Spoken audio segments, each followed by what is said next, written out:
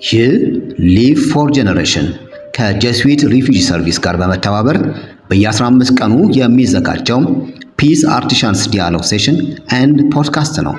የዛሬው የመወያያ ርዕሳችን እውነትን ማፈላለግ ለእርቀ ሰላም ያለው ሚና the rule of truth for reconciliation ሲሆን ተጋባዥ እንግዳችን አደይ ጌታነህ ነጋሽ በአዲስ አበባ ከተማ ፍትህ ቢሮ የሕግ ጥናትና ምርምር ረቂቅ አቃቤ ሕግ ሲሆኑ የፕሮግራሙ አስተባባሪ ዮናስ ብርሃኑ ነው።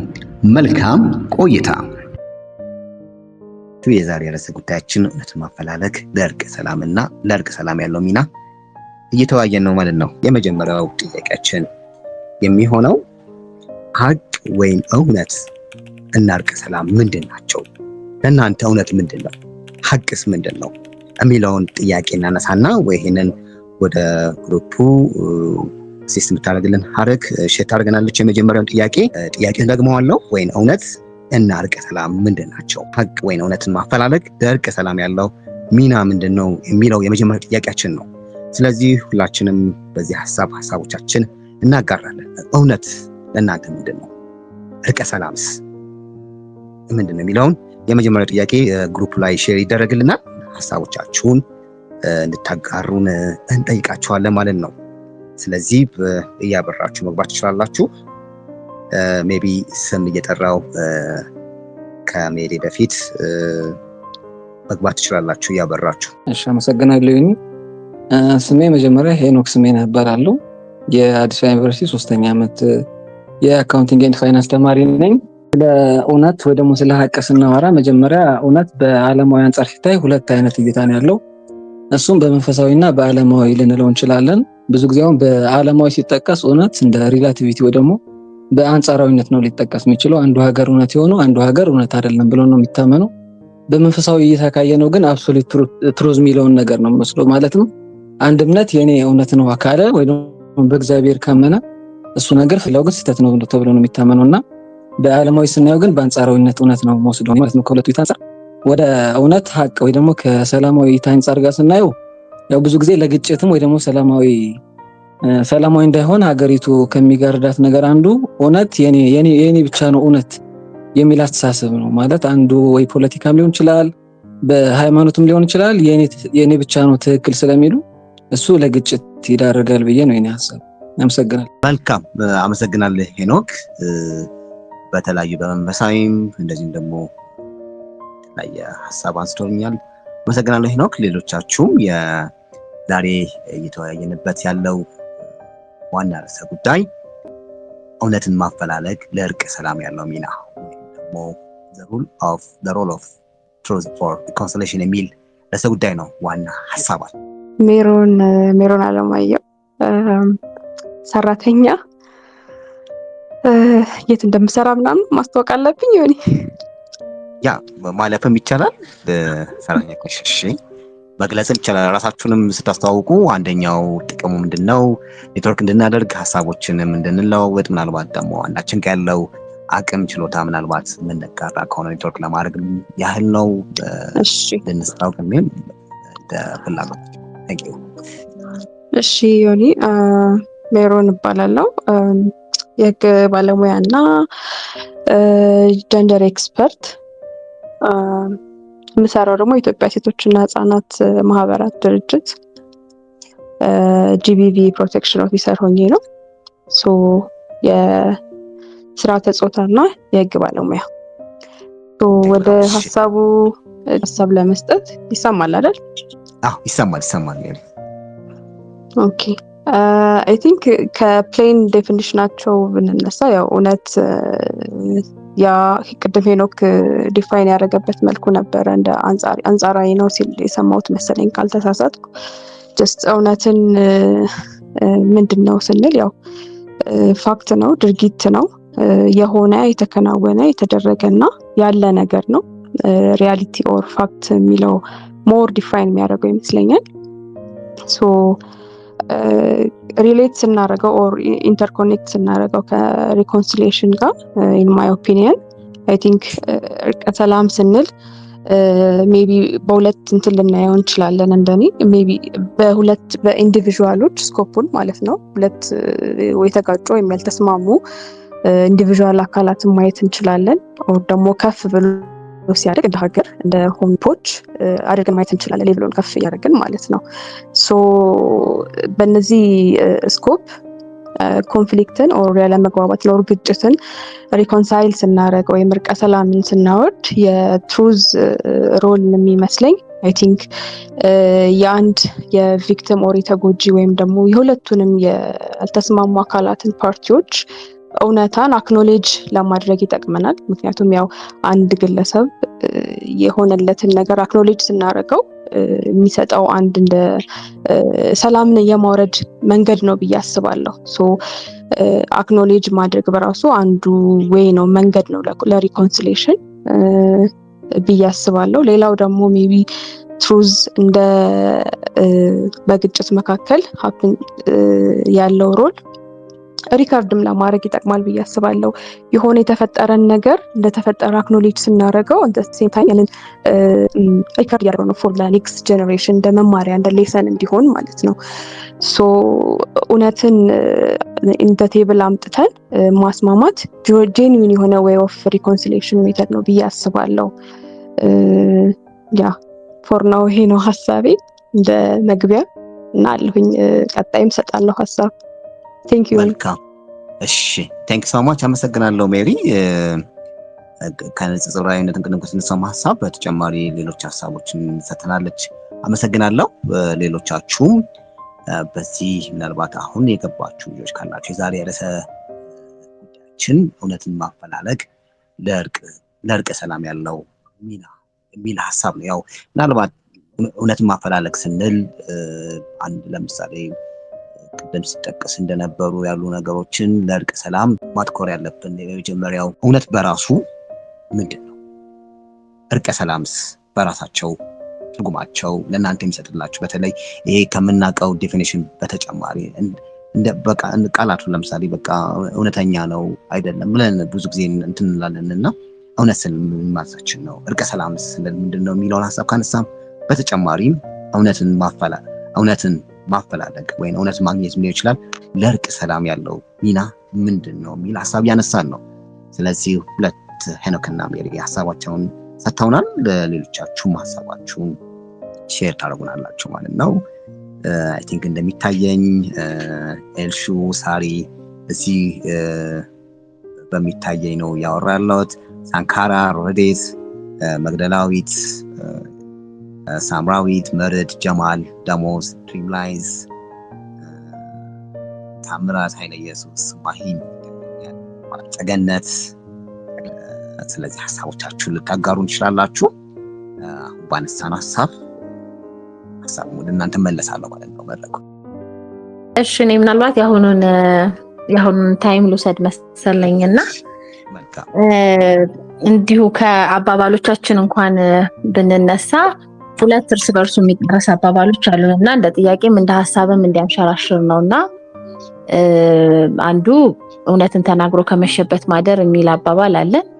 ሁለተኛው ደግሞ አሽቶ ማስታረቅ የምንለው ነገር አለንና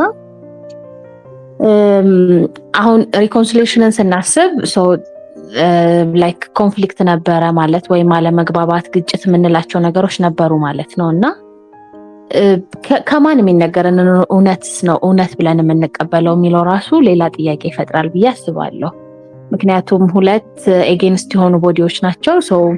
ሁለቱም ጋር እውነት አለ። ለምሳሌ ሀገራችንን በቅርብ የነበሩ ኮንፍሊክቶች ከመንግስት ወገን ከዛኛው ወገን የሚነሱ እውነት ናቸው። ይሄኛው እውነት ነው፣ ያኛው ማህበረሰብ የኔ እውነት ነው፣ ከዚህኛው ማህበረሰብ የኔ እውነት ነው ተብሎ የተያዙ ነገሮች ነበሩና በዛ ሰዓት ኢቭን እውነት የሚባለው ነገር ራሱ ምንድነው ወይም ትሩዝ የምንለው ፋክት የምንለው ነገር ኢቭን ምንድነው? በእንደዚህ አይነት ሁኔታዎች ከማን የሚነገረን እውነት ነው የምንሰማው? ዋሽቶ ማስታረቅ ነው የሚሻለው ወይስ ደግሞ እውነትን ተናግሮ ከመሸበት ማደር ነው የሚሻለው? ያንን እስካልን ከማን የሚነገረን እውነት ወይም ፋክት ነው የምንቀበለው የሚለው አይ ቲንክ ወይ ጨምረን እንድንወያይበትም የኔም ሀሳብም ስለሆነ ነው። ምክንያቱም አለመግባባት ውስጥ ነን። ትረስት የለም። ትረስት ኦልሬዲ ፈርሷል። ስለዚህ ከየት የሚመጣውን ትረስት ነው የምናምነው? እንደ ሪኮንሳይለር እንደ ፒስ ቢልደር ስናስበው ማን ነው ይሄንን እውነት በምን አይነት ሁኔታ በምን አይነት መንገድ ነው ፈልጎ ለእርቀ ሰላም ምቹ አድርጎ የሚያቀርበው የሚለው ራሱ ሌላ አንድ ጥያቄ ይመስለኛልና እንድናስብበት ብዬ ነው በመሀል የገባሁት። ይሁን እሺ ቴንክ ዩ ሳምሪ መልካም ሐሳብ ነው። በተለይ ስለ እውነት ስናወራ ቅድም ሲባልም ነበር አንጻራዊ ነው ወይ ከማን አንጻር ነው እውነት የሚባለውስ? ለምሳሌ ለአንዳችን እውነት የሆነው ለአንዳችን ደግሞ ውሸት ሊሆን ይችላል አይደለ?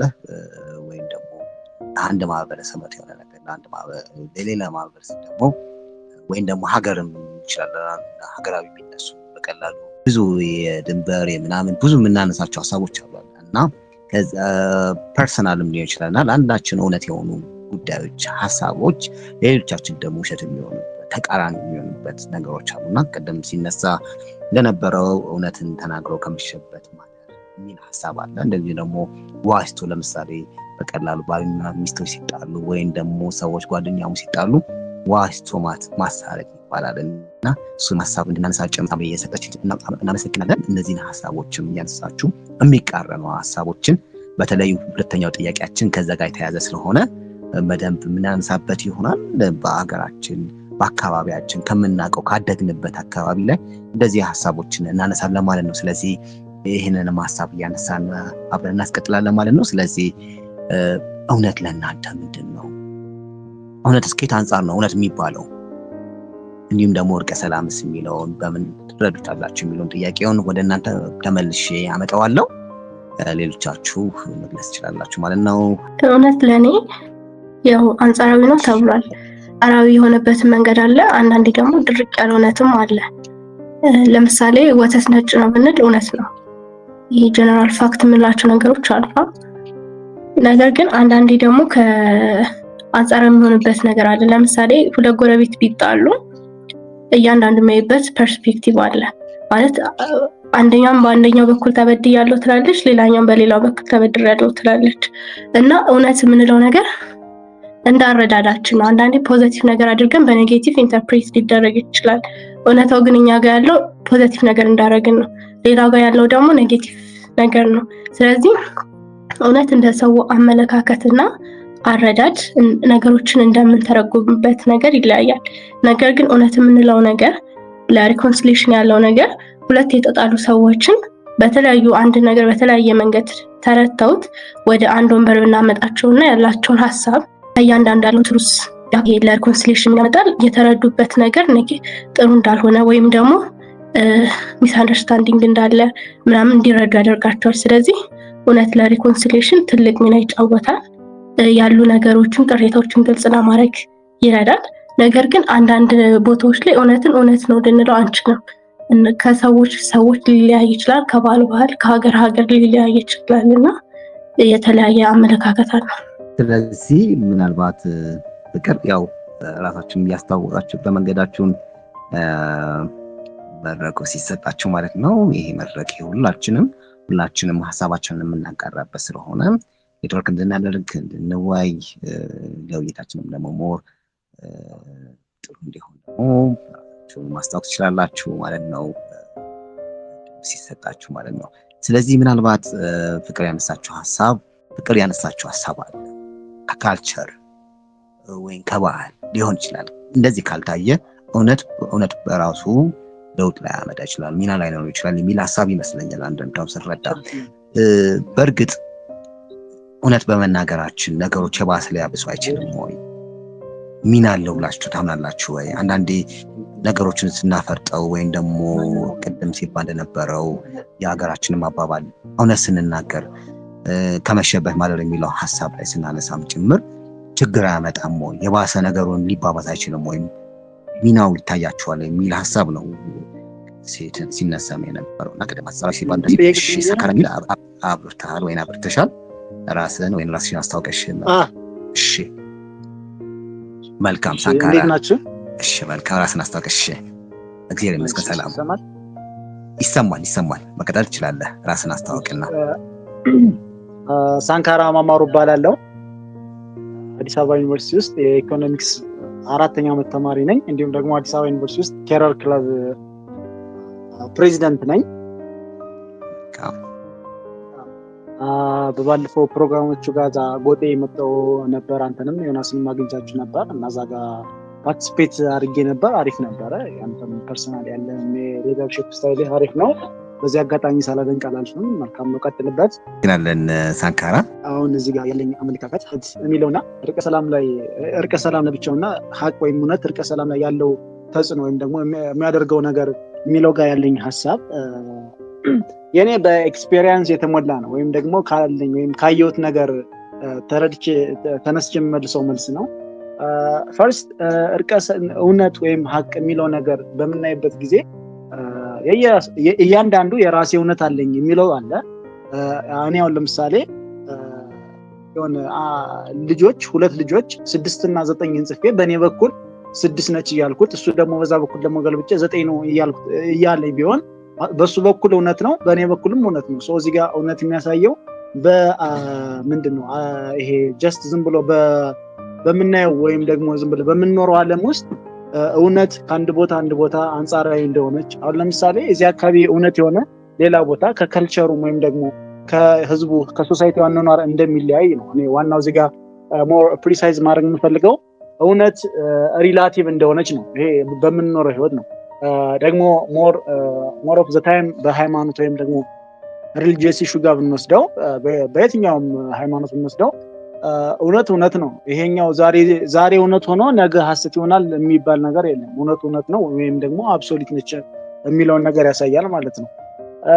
እውነት ወይም ሀቅ ለእርቀ ሰላም የሚያደርገው ወይም ደግሞ ያለው አስተዋጽኦ በምናይበት ጊዜ አብዛኛውን ጊዜ ሰዎች የራሳቸው እውነት አለኝ ብለው ሊይዙ ይችላሉ። አሁን ለምሳሌ በሁለት ፍቅረኛሞች መካከል ብንወስደው አንዱ ትክክል ነኝ አንዱ አይደለሁም ብሎ ሊያስብ ይችላል።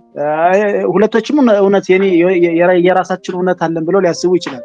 ግን ያኛው እውነታቸውን ተወያይተው ወይም ደግሞ ኮምፓቲብል በሆነ ነገር ተስማምተው ለእርቀ ሰላም ወይም ደግሞ ያመጡት ርባና ቢስ ስለሚሆን ነው። እዚህ ጋር ሞር እኔ ማስመር የምፈልግበት ያው ከሱ በኩልም ወይም ከሷ በኩልም ያየችው በፍቅረኛሞች መካከል ብንል ብዬ ነው። ዝም ብዬ እንደ ሳምፕል ያነሳሁት ይሄን ሌላ ነገር አይደለም። እና ከሷም ያለውን ፖይንት ወደ አንድ ለእርቀ ሰላም እንዲያመጡት ከሁለቱም ኮምፓቲብል ወይም ደግሞ በሁለቱም ወገን የሚያስኬድ ዊን የሆነ ሲቹዌሽን ተጠቅመው እውነታውን አረጋግጠው ለእርቀ ሰላም ቢሄዱ አሪፍ ነው ላለው። ይሄ ማለት እውነታ ወይም ሀቅ ካለ እርቀ ሰላም እንደሚኖር የሚያሳይ ነው ማለት ነው። አመሰግናለሁ። ቅድምም ተጨማሪ በተለይ 6-9 ብለን ያነሳው ሀሳብም አይ ቲንክ አንድ ከእውነትና ለአንዱ እውነት የሆነ ለአንዱ ላይሆን ይችላል የሚለውንም አይ ቲንክ ማሳያም ነው ብዬ አስባለሁ። አመሰግናለሁ ሳንካራ። እሺ ቴንኪ በጣም ቅድም ራሴን ስላስተዋወቅኩኝ ቀጥታ ወደ ፖይንቱ ልግባ። እውነት የተለያዩ ሰዎች በተለያየ መንገድ ዲፋይን አድርገውታል። እኔ እንደማስበው ይሆናልን ብዬ ዲፋይን የማደርግበት መንገድ በተለያየ መንገድ ሊገለጽ ይችላል። እውነት ቅድም አንዳንድ ሰዎች አንጻራዊ ነው ሲሉ ነበር። ጀነራል ፋክት የሆኑ ነገሮችም አሉ ሲባል ነበር። እውነት ነው፣ እንደዚህ አይነት ነገሮችም አሉ። ግን እውነት የተለያየ አይነት ገጽታ አላት። አንጻራዊ የምትሆንበት ሁኔታ ሊኖር ይችላል። አንዳንዴ ደግሞ በጊዜ የምትገደብበትም ሁኔታ ሊኖር ይችላል። ለምሳሌ ድሮ በነ ጋሊሌዮ መሬትን አሁን ሲገልጹ የነበረበት መንገድ መሬት ክብ ናት ብለው ነበር። አሁን ደግሞ እንቁላል ቅርጽ አላት በሚል እንትን ተደርጋለች እና የጊዜውም ሁኔታ ሌሎች እንደዚህ የሚሆኑበት ሁኔታ አለ። አንዳንዴ ደግሞ ጀነራሊ ፋክት የምትሆንበት ሁኔታም አለ። ሌሎች ነገሮችም አሉ እውነትን የተለያየ አይነት ገጽታ እንዲኖር የሚያደርጋት እና ዛሬ ከተነሳንበት አጀንዳ አንጻር ግን ከእርቀ ሰላም ጋር ስናያይዘው አንጻራዊ የምትሆንበት ሁኔታ ይጎላል። ምክንያቱም እርቀ ሰላምን ስናወራ ግጭት አለ ማለት ነው። ግጭት ካለ ደግሞ ሰዎች እውነትን በራሳቸው መንገድ እና በፈለጉበት መንገድ የሚፈቱበት ሁኔታ ስለሚኖር አንጻራዊ ትሆናለች ማለት ነው በእንደዚህ አይነት ሰዓት። ከዛ አንጻር እውነት ምንድነው ስንል ከአንጻራዊነቱ አንጻር አንደኛው ወገን ብቻ የያዘውን ነገር እውነት ነው ማለት አንችልም። ምክንያቱም ከራሱ አንጻር ከራሱ ፍላጎት ከራሱ ጉዳት ራሱ ላይ ከደረሰበት ነገር አንጻር ነው እውነት የሚለውና ሌላኛውም ወገን እንደዛው። ስለዚህ እንደዚህ በሚሆንበት ሰዓት ላይ እውነት እንዲህ ነው ለማለት እውነት አፈላላጊ አካል ያስፈልጋል ማለት ነው። ሁለቱም አካላት ያመኑበት፣ ሁለቱም አካላት እኩል ድምፅ ሰጥተው የመረጡት እውነት አፈላላጊ አካል ያስፈልጋል። ይህ አካል ማጋ ነው ትክክለኛው ነገር ያለው ወይም ደግሞ ማጋ ነው ማን የተጎዳው የሚለውን ነገር መለየት ይችላል። ስለዚህ ይሄ አካል የሚያወጣውን ወይ ደግሞ እውነት ይሄ ነው ብሎ የሚናገረውን ነገር እነዚህ አካላቶች ማመን ይችላሉ ማለት ነው። በዛ ሰዓት ትክክለኛ እውነት ይሄ ነው በሚል ሁለቱም ክሌም ማድረግ ይችላሉ። እንደዛ መሆን ካልቻለ ግን አንደኛው ወገን የኔ እውነት ይሄ ነው ይላል፣ አንደኛው ወገን የኔ እውነት ይሄ ነው ይላል እና ያን ጊዜ ይበልጥ አጋጭ ይሆናል፣ የማይስማሙበት ይሆንና ማለት ነው። ሌላኛው እውነትን ከእርቀ ሰላም ጋር ምን ያገናኘዋል የሚል ጥያቄ አለው። እንግዲህ እርቀ ሰላምን ለማምጣት እውነት መታወቅ አለባት። እውነት እንድትታወቅ ደግሞ ቅድም ያልኩበት መንገድ ደግሞ በተለይ አንጻራዊ የሆነውን እውነት ላይ የትኛው እውነት ነው ወይ ደግሞ ሁለቱም ወገኖች ሊስማሙበት በአንጻራዊ ሁኔታ ሊስማሙበት የሚችለው እውነት የቱ ነው የሚለው መለየት ያስፈልጋል። እንደዛ ሲሆን ሰዎች ትክክለኛው ነገራቸው ሲታወቅላቸው ሰዎች የተጎዳውን ሰው አንጋሳ ያስፈልጋል ወይ ደግሞ ሌላ መንገድ ሲገለጽላቸው ሲወጣላቸው አትሊስት የእፎይታ ስሜት ይሰማቸዋልና እውነት መታወቋ ወደ እርቀ ሰላም እንድንመጣ አንደኛው ሚንስ ነው ብዬ አስባለሁ። ሁለተኛው ደግሞ ምናልባት ሌሎች ጥያቄዎች ላይ እንደ ፖይንት እንደ መወያያ አጀንዳ ይዛችሁት እንደሆነ አላውቅም፣ ግን ሌላኛው ደግሞ እውነቱ ከወጣ በኋላ ሰዎች ፔናልቲ ኦር ደግሞ ኮምፐንሴሽን ይፈልጋሉ። እውነት የተጎዳው አካል ኮምፐንሴት እንዲደረግለት ይፈልጋልና እርቀ ሰላም እንዲመጣ እውነት ወደዚህኛው መንገድም ይመራል ብዬ አስባለሁ። እውነቱ ከወጣ በኋላ እውነቱ የወጣለት ሰው አንደኛ ኦፍ ኮርስ እውነቱ ስለወጣለት የሆነ ነገር ይቀለዋል፣ ደስ ይለዋል። ግን ስቲል ደግሞ ኮምፐንሴት እንዲደረግለትም ይፈልጋል። ቅጣት ካለው እንዲቀጣ ወር ደግሞ የሆነ ካሳ ካለው ካሳ እንዲከፈል ተመጣጣኝ የሆነ ነገር ይፈልጋል እና ወደዛም ድረስ ይሄዳል ብዬ አስባለሁ። አትሊስት ግን በመጀመሪያ ደረጃ የእውነት መውጣቱ ለእርቀ ሰላም ትልቅ አስተዋጽኦ አለው ብዬ አስባለሁ። ከዛ በተጨማሪ ነበር እንደ ጥያቄም ከአንተም እንደገና ከሌላ ከተሳታፊም ተነስቶ ነበር እና እውነት ተናግሮ የመሸበት ማደር እንዲሁም እውነትን አንዴ ማውረዱ ችግር የለውም ወይ የሚል አይነት ፖይንት ተነስቷል እና መቼ መውጣት አለበት የሚለው ነው መታወቅ ያለበት ብዬ አስባለሁ።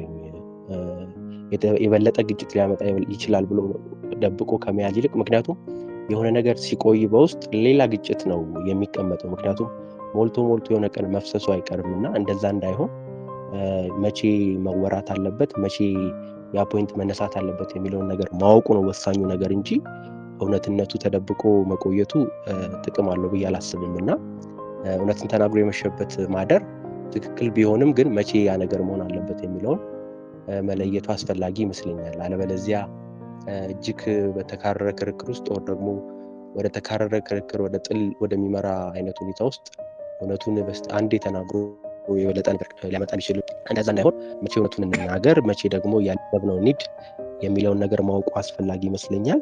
አጠቃላይ ከሪኮንሲሊዬሽን እና ከትሩዝ ጋር ያለኝ ሀሳብ ይሄ ነው። ቴንኪው በጣም እሺ። ታሚ አመሰግናለሁ። ቅድም የተነሱ ሀሳቦችንም አጠቃላይ በጨመረ መልኩ ሀሳብን ስለሰጠህን አመሰግናለሁ። ወደ መረድ አልፋለሁ።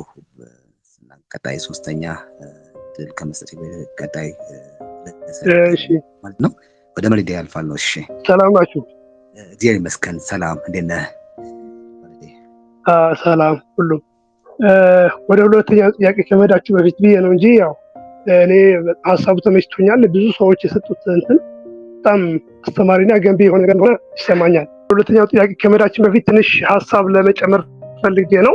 ያ እንግዲህ በእውነቱ ስለ እውነት ለመናገር ትንሽ ጉዳዩ አዳጊ የተለያየ መንገድ ተጽዕኖ ውስጥ የሚገባ ስለሆነ እውነት ይሄ ነው ለማለት የሚያዳግዝበት ሁኔታ ይፈጠራል። አጠቃላይ ግን እውነት አንድ እውነት ነው ያለው። የሰው ልጆች ፐርሲቭ የሚያደርጉት ወይ ደግሞ አንደርስታንድ የሚያደርጉት በማየት፣ በመንካት፣ በመቅመስ፣ በማሽተት የተለያየ የስሜት ህዋሳት እንዲሁም ኤክስትራኦርዲናሪ የሆነ ፐርሰፕሽን ያላቸው ሰዎችም ካሉ አንድ ነገር አለ ብለው ወይ ደግሞ ነው ብለው ያመኑለት እውነት ብለው ያደርጋሉ።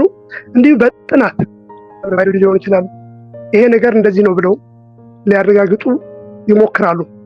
ነገር ግን እሱም እንደዛ ሆኖ ቀጣይ ጉዳዩ አዳጊ በመሆኑ እውነት እንደዚህ ነው ብለን በአንድ ጊዜ የምናደርገው ነገር ስላልሆነ ትንሽ በተለያየ ነገር ላይ በተለያየ ፋክተሮች ላይ አደጋ ተጽዕኖ ውስጥ የሚገባ መሆኑን ግምት ውስጥ ማስገባት አለብን። ያ ምንድነው? ለምሳሌ በማህበራዊ ሳይንስ ስንወስድ እኔ በባህሌ ባደግኩበት ሁኔታ ሶሻላይዝድ በሆንኩበት ማህበረሰብ ውስጥ ነው ዓለም የምንማይባት የኔ መነጽሬ ማህበረሰቤ ነው። ሌላው ደግሞ ሌላ አካባቢ ያደገ ሰው እንዲሁ የራሱ የሆነ አስተያየት፣ የራሱ የሆነ እይታ፣ የራሱ የሆነ ዓለም አለውና በአንድ እውነት ላይ ላንስማማ እንችላለን። ይሄ ነው እንግዲህ ኮንፍሊክት የሚባለው ግጭት የሚባለው የሚፈጥረው ይሄ ነው። ለምሳሌ ሁልጊዜኛ ስልጠና ላይ አንድ የምናነሳት አጀንዳ አለች። ባለፉት 4-5 ዓመታት በትግራይና በፌዴራል መንግስት ላይ ጦርነት ነበረ። እንደ ኤግዛምፕል ብንወስድ አንድ እውነት ነው ያለው። ማን ጀመረው ጦርነቱ የሚለው አንድ እውነት ፍለጋ ሰርች ብናደርግ የትግራዩ ልጅ ብንጠይቀው የፌዴራል መንግስት እንደጀመረው፣ ወደዚህ ወደ መሀል ሀገር መጥተን ደግሞ ስንጠይቅ ነው ወያኔ እንደጀመረችው እዚህ ጋር ላይስማሙ ይችላሉ። ግን አንድ እውነት ነው፣ አንዳቸው ጀምረውታል። ይሄ እውነት ነው። ስለዚህ እውነት በተለያየ መንገድ ተጽዕኖ ውስጥ መግባት እንደሚችል በባህል በማንነት ተጽዕኖ ውስጥ ሊገባ የሚችል ኮንሴፕት መሆኑ ነው አንደርስታንድ ማድረገው። ስለዚህ አንድ እውነት ይኖራል፣ ግን የተለያየ አንደርስታንዲንግ፣ የተለያየ ፐርሰፕሽን፣ የተለያየ ጥግ ስንይዝ ግን ያ እውነት ብዙ እውነት ይሆናል። ከብዙ ሰዎች እይታ፣ ከብዙ ሰዎች አመለካከት ያ አንድ ነገር በተለያየ መንገድ በተለያየ ገጽታ ቀደም ሳንካራ እንዳለው 9-6 እንደተባለው ይሄ ጥግ የመያዝ ማንነትን የማስቀደም ሁኔታ የሚያደርግ ሁኔታ ሊፈጠር ይችላል። ወደ እርቀ ሰላም ስናመጣው መቼም እርቀ ሰላም በጣም ሰፊና ውስብስብ የሆነ ኮንሴፕት ነው። በእውነት ብቻ የሚያልቅ ነገር አይደለም። ግን እውነት የራሱ የሆነ አስተዋጽኦ ስላለው እውነት በተቻለ መጠን ሊያጠጋጋ ሊያቀራርብ ስለሚችል እውነቱ ማወቁ እውነቱ መናገሩ ለምሳሌ ወንድምን ገድየዋለሁ ብለውና አልገደልኩም ብዬ ይሸመጥጥ እንዴት ነው ሊያየኝ የሚችለው? የተጎዳው ሰውዬ፣ ሰፈር ያደረገው ሰውዬ፣ ከርት የሆነው ሰውዬ የሚለው ነገር ግምት ውስጥ ማስገባት ግድ ይለናል ማለት ነው። ስለዚህ እውነት አንድ የእርቀ ሰላም ሜካኒዝም ነው። አንድ ሰው የሆነ የሂሊንግ ሜካኒዝም የሂሊንግ እንትን አለው፣ ፓወር አለው። እውነት የማዳን ፓወር አለው ብዬ አስባለሁ። በቃ እንደዚህ አድርግ ያለው ይቅር በለኝ እውነቱን ተናግሬ ማለት ነው። ቅድም ሳራዊ ተናግሮ ማለት በሁኔታዎች በምናምን የሚደረግ ነገር አይደለም ሲጀመር ለእኔ ማለት ነው። ሰው እውነት ለእርቀ ሰላም በጣም ወሳኝ የሚባል አንድ ኤሌመንት ነው ብዬ አስባለሁ። እውነት ስንናገር የተጎዳው ሰውዬ የማዳን ወደ ፎርጊቭነስ የማምጣት ቻንስ አለው ብዬ አስባለሁ። ምክንያቱም ስንክደውና ስናምንለት ሊኖረው የሚችለው አመለካከት የተለያየ ሊሆን ስለሚችል ማለት ነው። ስለዚህ እውነት ለእርቀ ሰላም በጣም ወሳኝ የሚባል ለምሳሌ ከወሰድን የደቡብ አፍሪካ ቱሪዝም ኮሚሽን ዋና ዓላማው የገደለ ገድያለሁ ብሎ በአደባባይ 5 ሰዎች ገድያለሁ፣ ልጅ ገድዬብሃለሁ ምናምን ብሎ እርቅ እንዲፈጽም ነው ፕሮሰስ ያደረገውና ከዚህ ተነስቼ እውነት በጣም ለእርቀ ሰላም ወሳኝ የሆነ አንድ ፕሪንሲፕል ነው ማለት ብዙ ነገሮች ሊከተሉ ይችላሉ፣ ግን አንዱ ወሳኝና ዋና የፕሪንሲፕል ይሆናል ብዬ አስባለሁ። ግን እውነት በተለያየ መንገድ በአስተዳደጋችን በባህላችን ናሬት የተደረግንበት መንገድ ናሬሽናችን ማለት ነው ይለያያል። ግን እውነት ግን አንድ ነች። አመሰግናለሁ። መልካም መርዴ፣ እውነት የሚታዩ ከእውነት ጋር ተያይዞ ብዙ ሀሳቦችን ሰጥቶናል። በተለይ ብዙ ጊዜ እንደምታውቁት እውነት ሲገለጽ አሁን ቅድም የተነሳው ምሳሌ አለና በአካባቢያችን ራሳችን ልንሆን እንችላለን። አንዳንዴ እንደምታውቁት ስለ እርቀ ሰላም ስናወራ ምንም ነገር በሌለበት ሰላም በሆነበት ላይ እርቀ ሰላም የሚለው ላይኖር ይችላል። ይህን ሀሳብ ለእናንተ ተወላችኋለሁ። ብዙ ጊዜ ስለ እርቀ ሰላም ሲነሳ ወይን ግጭት ወይን ጥል ሊሆን ይችላል። ያንን ስናነሳ ደግሞ ስለ እውነት ልናነሳ እንችላለን። ስለዚህ አካባቢያችን ሊሆን ይችላል፣ በሀገራችን ሊሆን ይችላል። ብንችል አካባቢያችን ላይ ራሳችን ጋር ከግላችን ጋር ከጓደኞቻችን ጋር ከቤተሰብ ጋር ያሉ እንትኖች ሊሆን ይችላሉ፣ ግጭቶች ሊሆን ይችላሉ። እውነት ጋር ተያይዞ ምን ነገር ታዘባችኋል? አሁን የተነሳ ሀሳብ አለ ከጦርነት ጋር ተያይዞ ባልና ሚስቶች ሲጣሉ ሊሆን ይችላል። ቅድም በተለይ ብዙ ጊዜ አይታችሁ ከሆነ ከዚህ ከመሸበት ማደር የሚል ሀሳብ ተነስተዋል።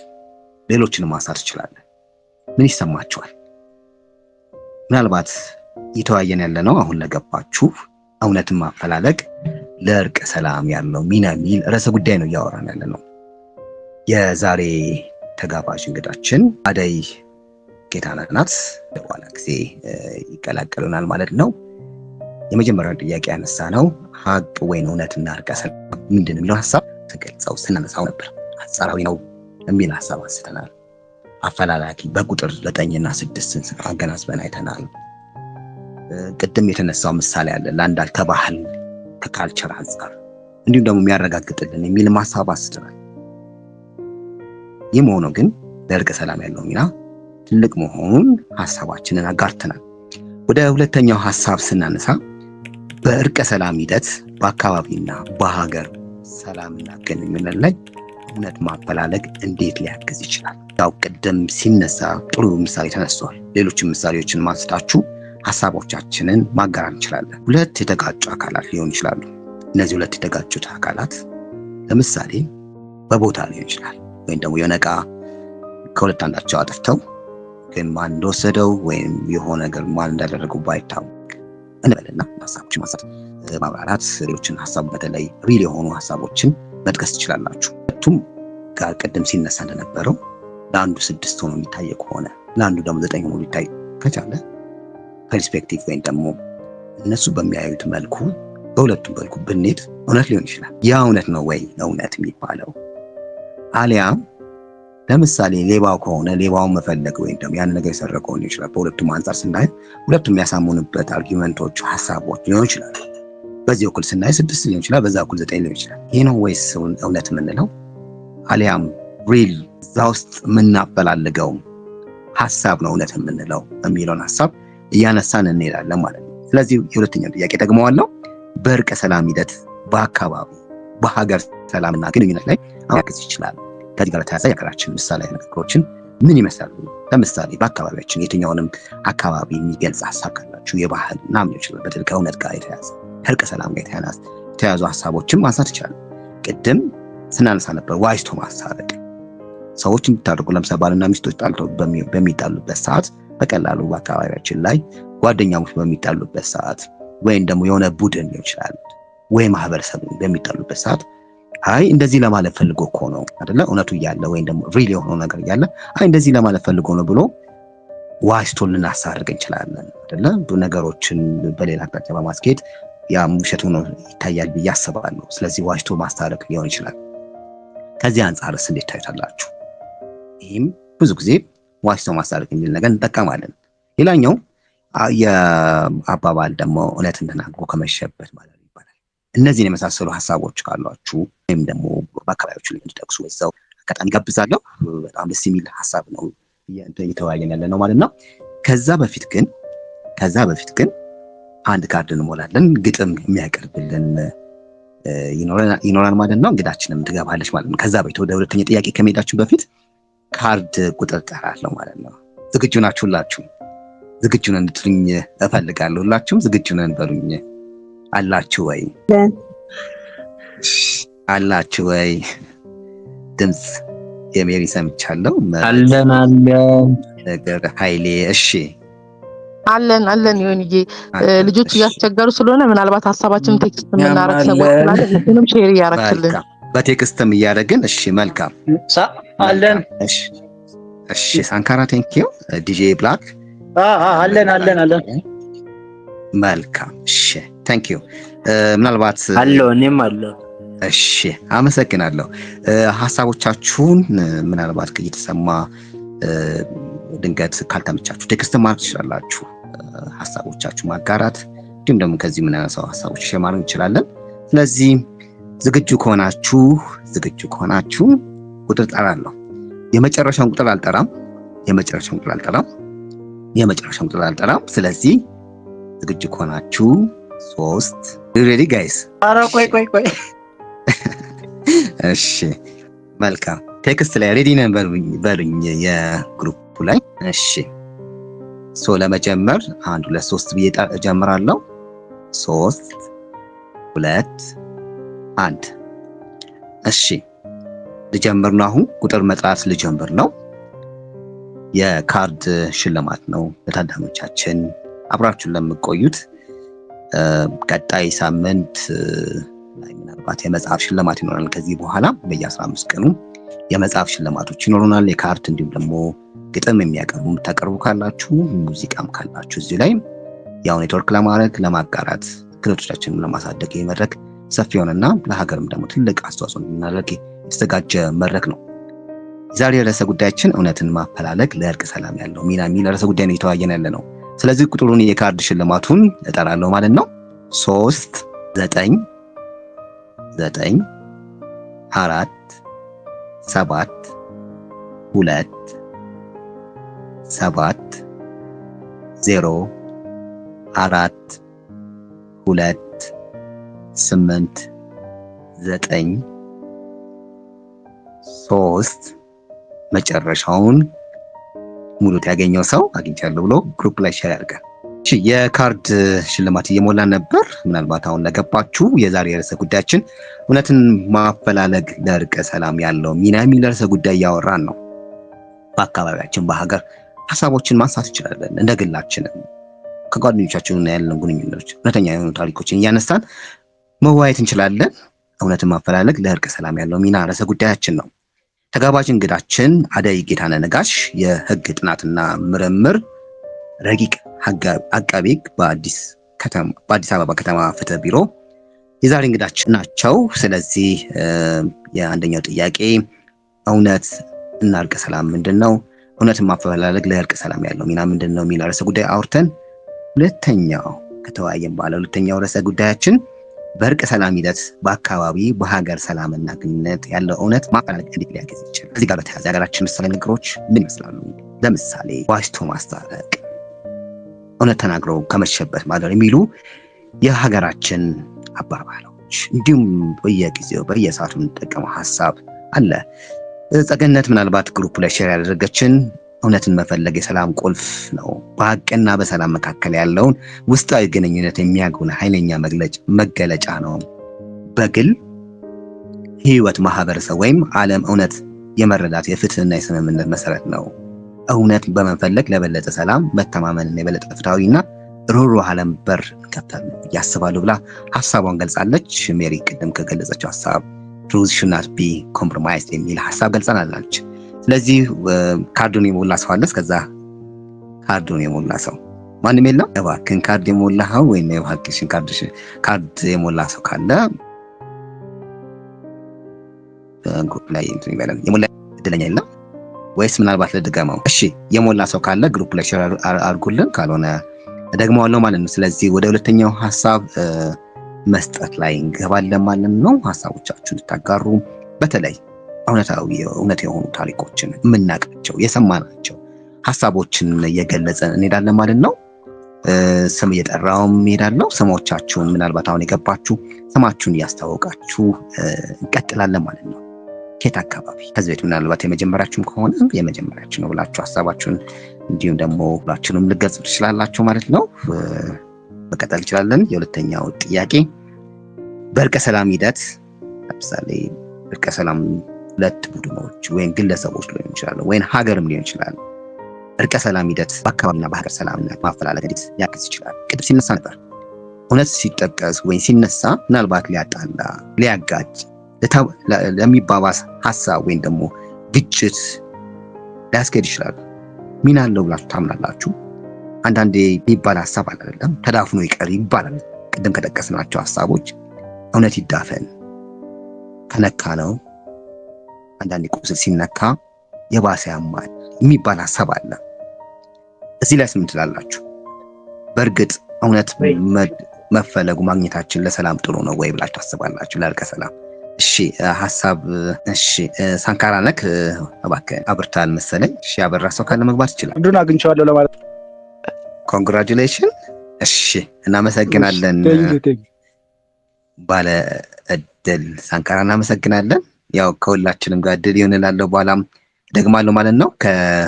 ስለዚህ ሀሳቡ ላይ ሀሳቦቻችሁን ታጋሩ እጠይቃለሁ ማለት ነው። ሀሳቦቻችሁን ማጋር ትችላላችሁ። የዛሬ ርዕሰ ጉዳያችን እውነትን ማፈላለግ ለእርቀ ሰላምና ለእርቀ ሰላም ያለው ሚና እየተወያየን ነው ማለት ነው። ሪኮንሲሌሽን የተሟላ ሰላምን ለመፍጠር ከሌሎች መንገዶች አንዱ እውነትን ማፈላለግ ነው። ስለዚህ ለምሳሌ በሀገራችንም በሌሎችም እንደዚህ አይነት በግጭት ውስጥ ባለፉ ሀገራት እውነትን ማፈላለግ በጣም ትልቅ እገዛ አድርጓል።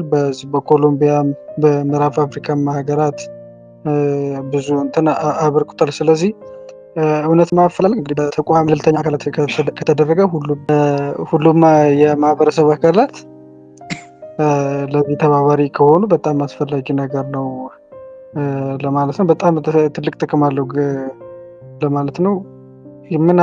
ከዚህ ጋር በተያያዘ ምሳሌ አነጋገሮች ምን ይመስላሉ የሚለውን ግን በፊትም ምሳሌ አነጋገር አልችልም ትምህርት ቤትም ሳለ እና አሁንም እንግዲህ የመጣልኝ የለም። ቴንክ ዩ። እሺ መልካም አመሰግናለሁ። እሺ ደግሞ አመሰግናለሁ። ሌሎቻችሁ ምናልባት ያልተሳተፋችሁ ሀሳቦቻችሁን መግለጽ ትችላላችሁ። አሁን ለመጣችሁ እንኳን ደህና መጣችሁ። በሊቭ ፎር ጀነሬሽን እና በጂአርኤስ የሴት ሪፊጂ ሰርቪስ ጋር በመተባበር የፒስ አርቲሻን ፕሮጀክት ጋር በተያያዘ የዛሬ ርዕሰ ጉዳያችን በየ15 ቀኑ እሑድ ከምሽቱ 2:30 እውነትን ማፈላለግ ለእርቀ ሰላም ያለው የሚል ርዕሰ ጉዳይ ያወራን ነው። አሁን የሁለተኛው ጥያቄ ላይ ሀሳባችንን እያጋራን እንገኛለን። የሁለተኛው ሀሳባችን በእርቀ ሰላም ሂደት በአካባቢና በሀገር ሰላምና ግንኙነት ላይ እውነት ማፈላለግ ወይም ደግሞ እውነትን መናገር ሊሆን ይችላል እንዴት ሊያግዝ ይችላል? ከዚህ ጋር በተያያዘ የሀገራችን ምሳሌያዊ ንግግሮች ምን ይመስላሉ? ቅድም ስናነሳ የነበሩ ምሳሌዎች አሉ። አንደኛው ዋሽቶ ማስታረቅ የሚል፣ ሁለተኛው ደግሞ ተናግሮ ተመሸበት ማለት፣ ሌላኛው ሀሳብ ደግሞ አይ ተዳፍኖ ይቅር አያስፈልግም ብዙ ነገር ይቀሰቅሳል የሚሉ ሀሳቦችም ይነሳሉ። ከዚህ ጋር ተያያዘ ሊሆን ይችላል። በዚሁ ሀሳብ ብታነሱ ይችላላችሁ። ሌላ ምሳሌያዊ ንግግሮች አካባቢያችን ላይ የምናነሳቸው በየትኛውም ቋንቋ ሊሆን ይችላል። ሀሳብ ካላችሁ ሼር እንድታደርጉን። በአካባቢያችን እንደዚህ የሚባል ታሪክ አለ፣ እንደዚህ የሚባል ነገሮች አሉ ካላችሁ ሼር ልታደርጉን ትችላላችሁ ማለት ነው። እሺ ዮኒ፣ ብዙ ሳይሆን ቅድም እየሰማው ነበረ እነዚህን ምሳሌያዊ ንግግሮችን መሰረት አድርገው ያላቸው ኔጌቲቭ ኮኖቴሽን ስፔሻሊ ከእውነትን በማህበረሰባችን ውስጥ ያለው ተቀባይነት አንጻር፣ ከዛ ደግሞ ይበልጥ በኮንፍሊክት ሲቹዌሽን ሲሆን ይበልጥ እንትን የሚል ይመስለኛል እና አይ ቲንክ ከማህበረሰባችን ከሶሻል ኮንስትራክሽኑ ወይም ደግሞ ስለ እውነታ ካለው አመለካከት ጋር ስናይ እነዚህ እውነት ተዳፍኖ ይቅር፣ እውነትን ተናግሮ የመሸበት ማደር ሲባል ላይክ የሆነ ፖዚቲቭ የሆነ ሜሴጅ ያለው ይመስልና ግን እውነት የሆነ የምትፈራ ጥግ የሆነ ማለት ማይነካ አይነት ነገር ይሆንና እሱ ላይ እውነት ጋር መድረስ ግን ወይ እውነት ጋር ደርሶ የመሸበት ማደር ማለት የሆነ እውነት የሆነ ማይነካ ትሬስ ማይደረግ ከባድ እንደሆነ እናስበዋለን። እንደኔ ኦፒኒየን አይ ቲንክ እውነትን ዋሽቶም ከማስታረቅ እውነቱን ተናግሮ በሁለት ባልተግባቡ ወር ኮንፍሊክት ውስጥ ባሉ ፓርቲዎች መካከል የነሱን እውነት ቅድም እንደተባለው ከሁለቱም ፐርስፔክቲቭ አንደርስታንድ አድርጎ ተረድቶ ኤንድ ኦልሶ አክኖሌጅ አድርገን እውነታቸውን ሪያሊቲያቸውን ፋክታቸውን ተቀብለን ማስታርቁ የሂሊንግ ፕሮሰሱን ዘላቂ ወር ሰስተኔብል እንዲሆን ያደርገዋል ብዬ ነው የማስበው። አፍተር ኦል እውነትን ፈርተናት አዳፍነናት ወይም ዋሽተናት ሎንግ ተርም የሆነ ወይም ደግሞ ሎንግ ወይም ዘላቂ የሚሆን አይነት ኮንስትራክቲቭ የሆነ ሲቹዌሽንን ወይም ኤንቫይሮንመንትን እንፈጥራለን ብዬ አላስብም እንደ ራሴና አፍተር ኦል እውነት መራርም ሆነም ጥሩም ቢሆንም ላይክ እውነቱን ማስቀደሙ የተሻለ ነው ብዬ ነው የማስበው። እና እነዚህን ምሳሌ አነጋገሮችን ስናያቸውም ማህበረሰባችን ምን አይነት ኔጌቲቭ ኮኖቴሽን ኦር ምን አይነት ኔጌቲቭ ይሄ ናሬቲቭ እንዳለው በቃ እውነትን የሚሸሻት የሚፈራት ላይክ ማትነካ አድርገው ነው የሚያስቡትና የምናስበውና አሁን ግን ለሪኮንሲሌሽን ስናየው ኢንደ ፕሮሰስ የሂሊንግ ፕሮሰሳችንን እያጸዳልን የሚሄድልን ነው ብዬ ነው የማስበውና አይ ቲንክ ምሳሌ ንግግሮቻችን ወደኋላ የሚጎትቱ ናቸው ብዬ ነው የማስበው። መልካም ሜሪ አመሰግናለሁ። ምናልባት አሁን ነገር ጉዳያችን እውነትን ማፈላለግ ለእርቅ ሰላም ያለው ሚና የሚል ሀሳብ አንስተን ነበር። እንደ አጠቃላይ የዛሬ ጉዳያችን ነው። የመጀመሪያው ሀሳብ ስናነሳ ጥያቄያችን የነበረው እውነት እና እርቀ ሰላም ምንድነው? ሀቅ ወይም እውነት ማፈላለግ ለእርቀ ሰላም ያለው ሚና ምንድነው የሚል የመጀመሪያው ጥያቄ ብዙ ሀሳቦችን ስናጋራ ነበር። ከዛም በመቀጠል ደግሞ ሁለተኛው ጥያቄያችን የነበረው አሁን እያነሳን ያለነው ሀሳብ በእርቀ ሰላም ሂደት በአካባቢና በሀገር ሰላም ግንኙነት ላይ እውነት ማፈላለግ እንዴት ሊያግዝ ይችላል? ከዚህ ጋር በተያያዘ የሀገራችን ምሳሌያዊ ንግግሮች ምን ይመስላል የሚል ሀሳብ አንስተን ነበር። እዚህ ላይ ግሩፕ ላይ ቴክስት የተደረጉ ሀሳቦችን ለማንሳት ሞክራለሁ። ውሸት ሲደጋገም እውነት ይመስላል፣ እውነት ተናግሮ ከመሸበት ማደር፣ ዋሽቶ ማስታረቅ፣ እውነትና ንቃት እያደር ይጠራል የሚል ሀሳቦች ተሰማ። እንዲሰማራዊት በጣም አመሰግናለሁ። ሌሎች ሀሳቦችን በተለይ ቴክስትም እያደረግን ከዚህ ከእውነት ጋር ታይዞ ከውሸት ጋር ታይዞ የሚነሱ ሀሳቦች አሉ። ቤሪያውን በጠቀሰችልን አንዳንድ የሀገራችን አባባሎች ወይም ደግሞ ምሳሌዎች ወደ ላይ ያስቀሩናል የሚል ሀሳብ አጋርተናለች። ሌሎቻችሁስ ምን ትላላችሁ? እውነት መናገራችን ለእርቀ ሰላም ፋይዳ ይሰጣል ወይ? ሊያባብሱ አይችሉም ወይ? ለምሳሌ በቀላሉ ማንሳት የምንችላቸው ሀሳቦች እርቀ ሰላምን ጋር ታይዞ ትርክቶች፣ ጥሎች፣ ግጭቶች፣ የድንበር፣ የአካባቢ፣ ጎረቤት ለጎረቤት ሊሆን ይችላል፣ ጓደኛ ለጓደኛ ሊሆን ይችላል። እውነት መናገር የምር እርቀ ሰላምን ያመጣል ብላችሁ ታስባላችሁ? ምሳሌዎችም ካላችሁ በጽሁፍም እንዲሁም ደግሞ በሐሳብም ታጋሩናላችሁ። እያጋራችሁን ሄድና ቀጣይ እንግዳችን እንጋብዛለን ማለት ነው። አሁን ለመጣችሁ ባት ያስታውቃችሁ መግባት ትችላላችሁ። ስም በሚታይ እሺ ማውራት እችላለሁ? መልካም ራስን አስተዋውቅንና እሺ ያውቃል እባላለሁ። በድጋሚ ያው ቅድም ራሴን አስተዋውቂያለሁ። እሺ እኔ ያለኝ ምንድነው ጥያቄ ነበረ ቅድም እህታችን ሜሮን ካነሳችሁ ሀሳብ ላይ ማለት ነው ምሳሌያዊ ንግግሮች ወደ ኋላ ይጎትቱን ያለችው ሀሳብ ማለት ነውና እዛ ላይ በምን አንፃር እንደሆነ ግልጽ ብታረግልን የሚለውን ጥያቄ ለመጠየቅ ነበረ። እሺ መልካም። ምናልባት ወደ ሜሪ ከመመለሳችን ያንተ አታያየት አይጎትትም ብለህ ነው የምታስበው የሚለው ምናልባት ብለህ ታስባለህ ወይ? እሱንም እስቲ ምናልባት ሼር አድርገንና ሀሳቧንም ትገልጽናለች ፈቃደኛ ከሆንክ። እሺ አመሰግናለሁ። እኔ እንዴት ነው የማየው ያው እውነት ያው ቀስ በቀስ ጊዜው ይሄዳል እንጂ መታወቁ አይቀርም ብዬ ነው የማስበው። ምንድነው ያው እህቴ ገልጸዋለች እውነትና ንጋት እያደር ይጠራል አይደለም የሚባለው። ስለዚህ ነገሮች በአንዴ ባናገኛቸውም ግን በሂደት ጊዜው ቢፈጅም መታወቁ አይቀርም መገለጹ የምደግፈው። አመሰግናለሁ። እሺ ያውቃል አመሰግናለሁ። ሜሪ ምናልባት በዚህ ያውቃል ባነሳው ሀሳብ ላይ ሀሳብሽን ይጎትታል ወይም ምናልባት ቢደረግ የሚል ሀሳብ ነው የመጣው። እሺ እኔ ለማለት የፈለኩት ያ ምሳሌ ንግግሮችን በደንብ ካየናቸው ለምሳሌ እውነቱን ተናግሮ የመሸበት ማደር የሚለው እንትን በሁለት መልኩ ልናየው እንችላለን። አንደኛ እውነትን እንድንናገር ወይም እውነትን ሰፖርት እንድናደርግ ፖዚቲቭ እንድምታ እንዳለው ያሳያል። ደን ደግሞ እውነቱን ተናግረን የመሸበት ነው የምናድረው። ላይክ የሆነ እውነት የሚባለውን ነገር ተናግረን ሜቢ አውትካሙ ወይም ኮንሲኩዌንሱን እንጋፈጠው የሚል ኔጌቲቭ ኮንሲኩዌንስ ሊያመጣብንም እንደሚችል የሚያሳይ ነው በሚል ነው የተረዳሁት እኔ።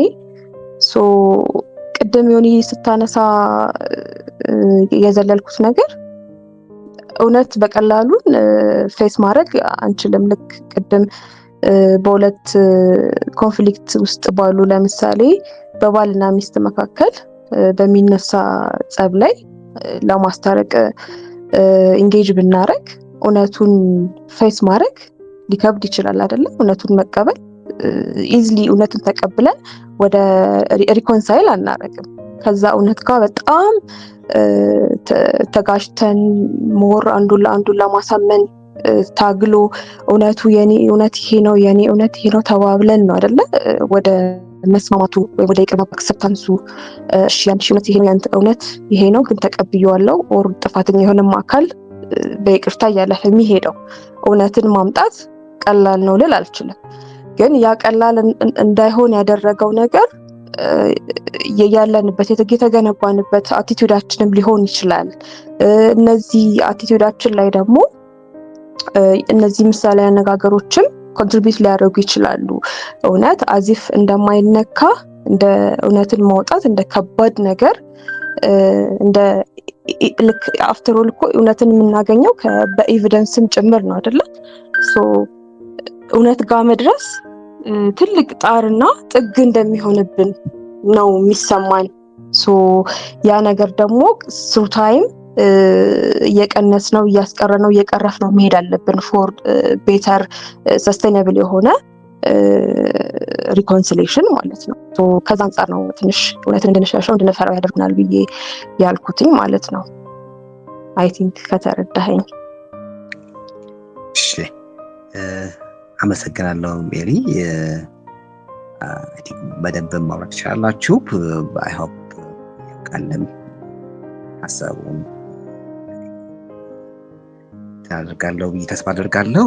ሌሎቻችሁም ሜቢ አንድ ግጥም ከማቅረባችን በፊት ሀሳባችሁን ያጋራን ካለ ሀሳብ የሚያጋራን የዛሬ ርዕሰ ጉዳያችን እሺ እባክህን። እሺ ቴንኪው በጣም በድጋሚ ምናልባት ወደ ምሳሌያዊ አነጋገሮቹ እንዳያደላብን እንጂ የዛሬው ዲስከሽን ምሳሌያዊ አነጋገሮቹ ላይ የተወሰነ በማለት መጀመር እፈልጋለሁ። ብዙ አይነት ምሳሌያዊ አነጋገሮች አሉ። በተለይ ግሩፕ ውስጥ የተገለጹ አሉ፣ ሌሎችም አሉ። አለው ይሰማል? አዎ ይሰማል። ታሚ ትንሽ ድምጽ ራቅ ብሏል። እሺ ርቋል። እሺ አሁን ይሻላል መሰለኝ። አሁን ይሻላል። ቴንኪው። ኦኬ እሺ። ምሳሌ አነጋገሮቻችን አብዛኛዎቹ ፕራክቲካሊ ከተግባር ከልምድ የተቀሰሙ ናቸውና አብዛኛዎቹን ብናያቸው ማለት ነው ከልምድ ከሚያዩት ነገር ያመጧቸው ናቸው በብዛት ኢትዮጵያዊ ምሳሌ አነጋገሮች እና ከዛ አንጻር እኔ ሞሮፍ ለሰላም ወር ደግሞ ሰዎች አብረው እንዲኖሩ በሰላም አብሮ መኖርን መተባበርን ከመደገፍ አንጻር ነው ብዙዎቹ እንትን የሚያደርጉትና በተለይ ከዚህ ከእውነትና ከሰላም ጋር ምናምን የሚጠቀሱ ምሳሌ አነጋገሮች ሰላምን ከማጉላት አንጻር ነው ብዙ ጊዜ እንትን የሚደረጉትና ብዙ ጊዜ አሁን እውነትን የሚሸፍኑ ሊመስሉ ይችላሉ፣ ግን ለሰላም ከሚሰጡት ይሄ የጎላ ቦታ አንጻር ነው። ለምሳሌ አሁን እውነት ይዳፈን ሲሉ በጣም ሊያመጣ የሚችለውን ችግር ከመፍራት አንጻር ነው። ደግሞ ለምሳሌ እውነት ይዳፈን የሚባለው በተግባር ሲጠቀሙት ያየሁበትን አንድ ምሳሌ ልንገራችሁ። እዛ ቤት አሁን እንደዚህ ሁለት ባለትዳሮች ሆነው ከዛ ቤት የተወለደው ልጅ የአባት አይደለም። ያ እውነት ቢወጣ ያንን ቤት ሊበትን ነው። ስለዚህ እዛ አካባቢ ያሉ ሰዎች እውነት ይዳፈን ይላሉ። ያ አባት ልጁ የሱ እንዳልሆነ እንዳያቅ እውነት ይዳፈንና ይቆይ ይላሉ። በዛ ጊዜ አባት የሚያከውን የሱ ልጅ እንዳልሆነ ያ ቤተሰብ ሊበተን ነው ምናምን። ለሰላም አብሮ መኖርን ከመደገፍ አንጻር ብዙ ጊዜ እንደዚህ አይነት ምሳሌ አነጋገሮችን ይጠቀማሉ። ምን ለማለት ነው? አብዛኛዎቹ ምሳሌ አነጋገሮቻችን ከእውነትም ከሰላም ሌሎቹም ፕራክቲካል እየተቀዱ ስለሆነ ይሄ ተግባራዊነት ያላቸው ናቸው። ብዙ ጊዜ ስላልተጠኑ ወር ደግሞ ሌላ ሪሰርች ስላልተሰራባቸው ሊሆን ይችላል እንጂ ለምሳሌ እውነትን ተናግሮ የመሸበት ማደር የሚለው ብዙ ጊዜ ችግር ሲፈጠር ምናና ባለሀብቱ እውነትን ይዞ ምሳሌን ይጠራል። ወር ደግሞ የሚመሰክርለትን ይጠራል እና ለዛ ለባለ ሀብቱ ይመሰክራል። በዛ ጊዜ ሌላው ማህበረሰብ እንደዚህ ዋሽቼ እንትን ከማደርግ እውነትን ተናግሬ የመሸበት ባድር ይሻላል አይነት ምሳሌ አነጋገሮችን ያመጣሉና ከዛ አንጻር ነው ብዙዎቹ እንትን የሚያደርጉት። እውነትና ንጋት እያደር ይጠራል የሚለው እውነትነቱ መቼም ቢሆን ተደብቆ አይቀርም። አሁኑ ካላወጣ ነው በኋላ ችግር ሊያመጣ ይችላል የሚልም አይነት እንትን ያላቸው ናቸውና እኔ ፕራክቲካሊ ስለሆኑ ሞሮፍ እንደውም አብሮ መኖርን አብሮ መተጋገዝን ለማጉላት ታስበው ነው ብዙ ጊዜ የሚዘጋጁት ለማለት ነው። ከእርቀ ሰላም አንጻር ግን በተለይ ወደ እንትናችን ለመመለስ ያክል ከእርቀ ሰላም አንጻር እውነትን ማወቁና ማግኘቱ ወሳኙ ነገር ይመስለኛል። እርቀ ሰላም ከማምጣት አንጻር ቅድምም እንዳልኩት አሁን የሚጣሉ አካላት እውነታው የቱ ጋር ነው የሚለውን ነገር ማወቁ ራሱ ወደ ሰላም እንዲመጡ ከግማሽ በላዩን የሚሆነውን እንትን ሮል ይወስዳል ብዬ አምናለሁ። ምክንያቱም እናውቅ ወር ደግሞ ትክክለኛው ነገር የት ነው ያለው የሚለውን ነገር ሳናቅ ለማስታረቅ ብንሞክር ወር ደግሞ እርቀ ሰላም እንዲፈጠር ለማድረግ ብንሞክር ምንድን ነው የሚባለው ምን በሌለበት ሌላን ነገር መፈለግ ነው የሚሆነውና ምክንያቱም ወር ደግሞ ሪዝኑን ማወቁ የተሻለ ነው ብዬ አምናለሁ። ቅድምም ሲባል እንደነበረው ይሄ ሪሌቲቭ የሆነው እውነት ላይ የተለያዩ አካላት ወር ደግሞ ሁለቱ የሚጣሉት አካላት የተለያየ እውነት ይዘው ሊሆን ይችላል። ግን አንድ እውነት ግን አለ። ለምሳሌ በትግራይ ጦርነት የተነሳው ላይ ጦርነቱ ተነስቷል፣ በቃ ያ እውነት ነው። እንትና አነሳው ሊባል ይችላል፣ ግን ጦርነቱ ተነስቷል፣ ያ እውነት ነው። እንደዛ የሚያደርጉ አንድ የሆነ እውነት አለ።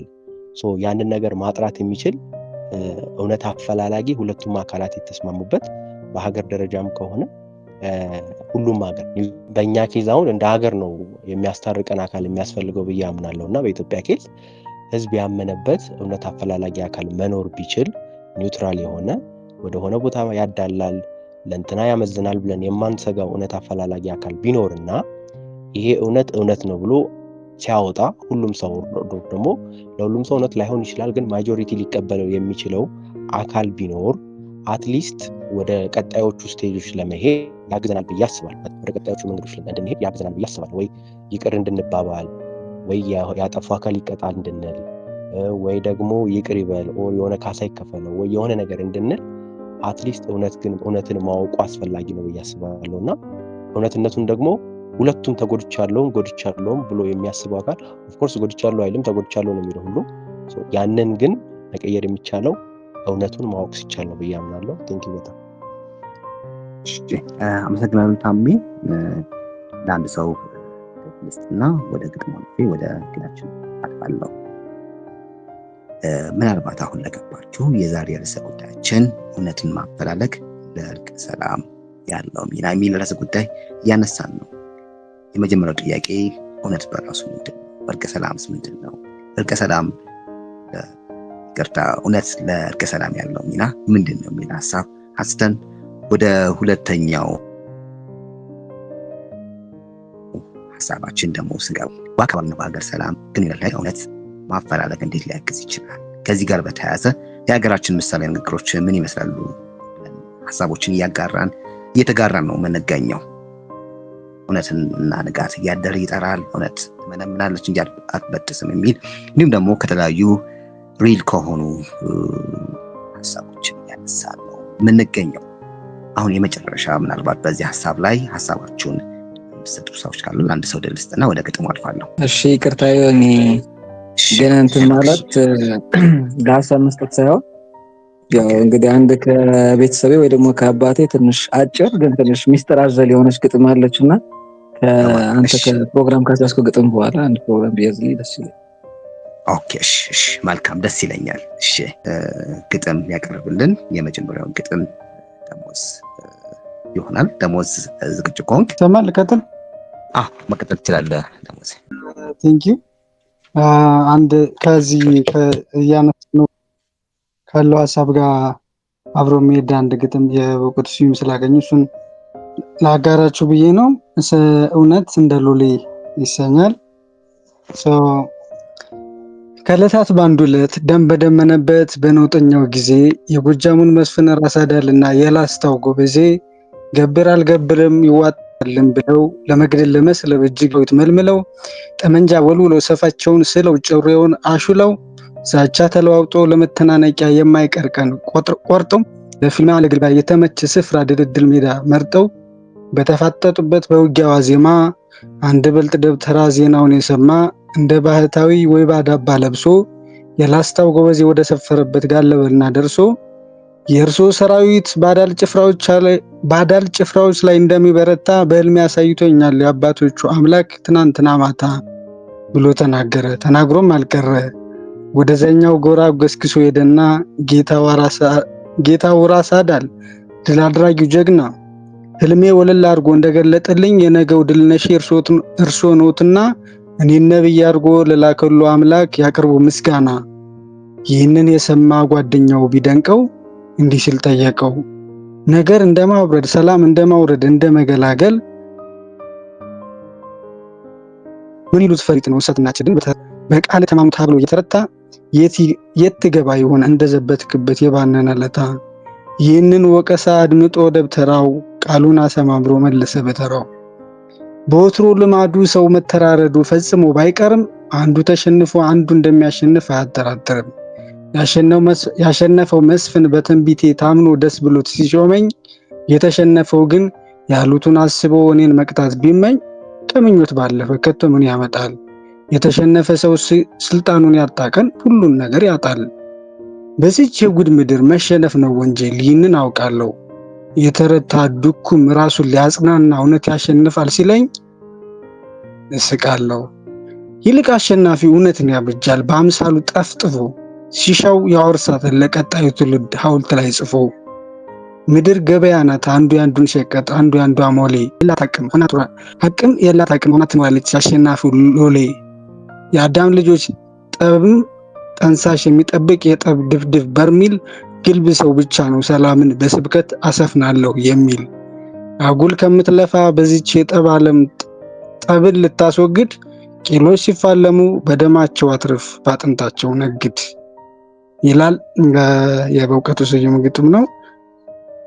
ሁለት ሌየር ያለው መልእክት ያለው ነው፣ ግን የሰው ግጥም ላብራራ አልችልም። አመሰግናለሁ። ይሁን ደሞዚ በጣም ደስ ከወጡ ጋር የሚገናኝ ካነሳነው ርዕሰ ጉዳይም የሚገናኝ ሀሳብ ነው የገለጸልን። ያው አንዳንዴ አርት ብዙ ነገሮችን ይገልጻል። ብዙ ሀሳቦችን በጥቂት በሆኑ ድርድር ሀሳቦች ቃላት ብዙ ነገሮችን ይገልጽልናል። በጣም አመሰግናለሁ። ሄኖክን ላስተናግድን እና ወደ እንግዳችን ለማለት ነው። ዛሬ እንግዳችን ምናልባት ሄኖክ ዝግጁ ከሆንክ ከማስታወቂያ እንድትዘጋጅ ቀጣይ ትገባለህ። የዛሬ እንግዳችን ተጋባዥ እንግዳ አደይ ጌታነህ ነጋሽ የህግ ጥናትና ምርምር ረቂቅ አቃቢ ህግ አዲስ አበባ ከተማ ፍትህ ቢሮ ነው እንግዳችን። አደይ ጌታነህ ከዚህ ከሄኖክ በኋላ ትገባለች ማለት ነው። ለሳቸው የተወሰነ 10 ደቂቃ እንትናደርግና ወደ መጨረሻው ሀሳብ መዝጊያ ሀሳባችን እንዳለን። ሄኖክ ዝግጁ ከሆንክ መግባት ትችላለህ። እሺ አመሰግናለሁ። እንግዲህ ደሞዝም ለቀረብክልን ግጥም እናመሰግናለን። ያው እንግዲህ እኛን ለማስቀናት ሆነ አላቀም ረዘም አድርገዋል። ቢሆንም የኛ አጭር ናት። እንግዲህ ማትግጥሙ የኔ አይደለም፣ ክሬዲቱን ለአባቴ እሰጣለሁ። አጭር ናትና ስለዚህ ቃሉን በደንብ እንድትሰሙኝ አሳስባለሁ። የግጥሙ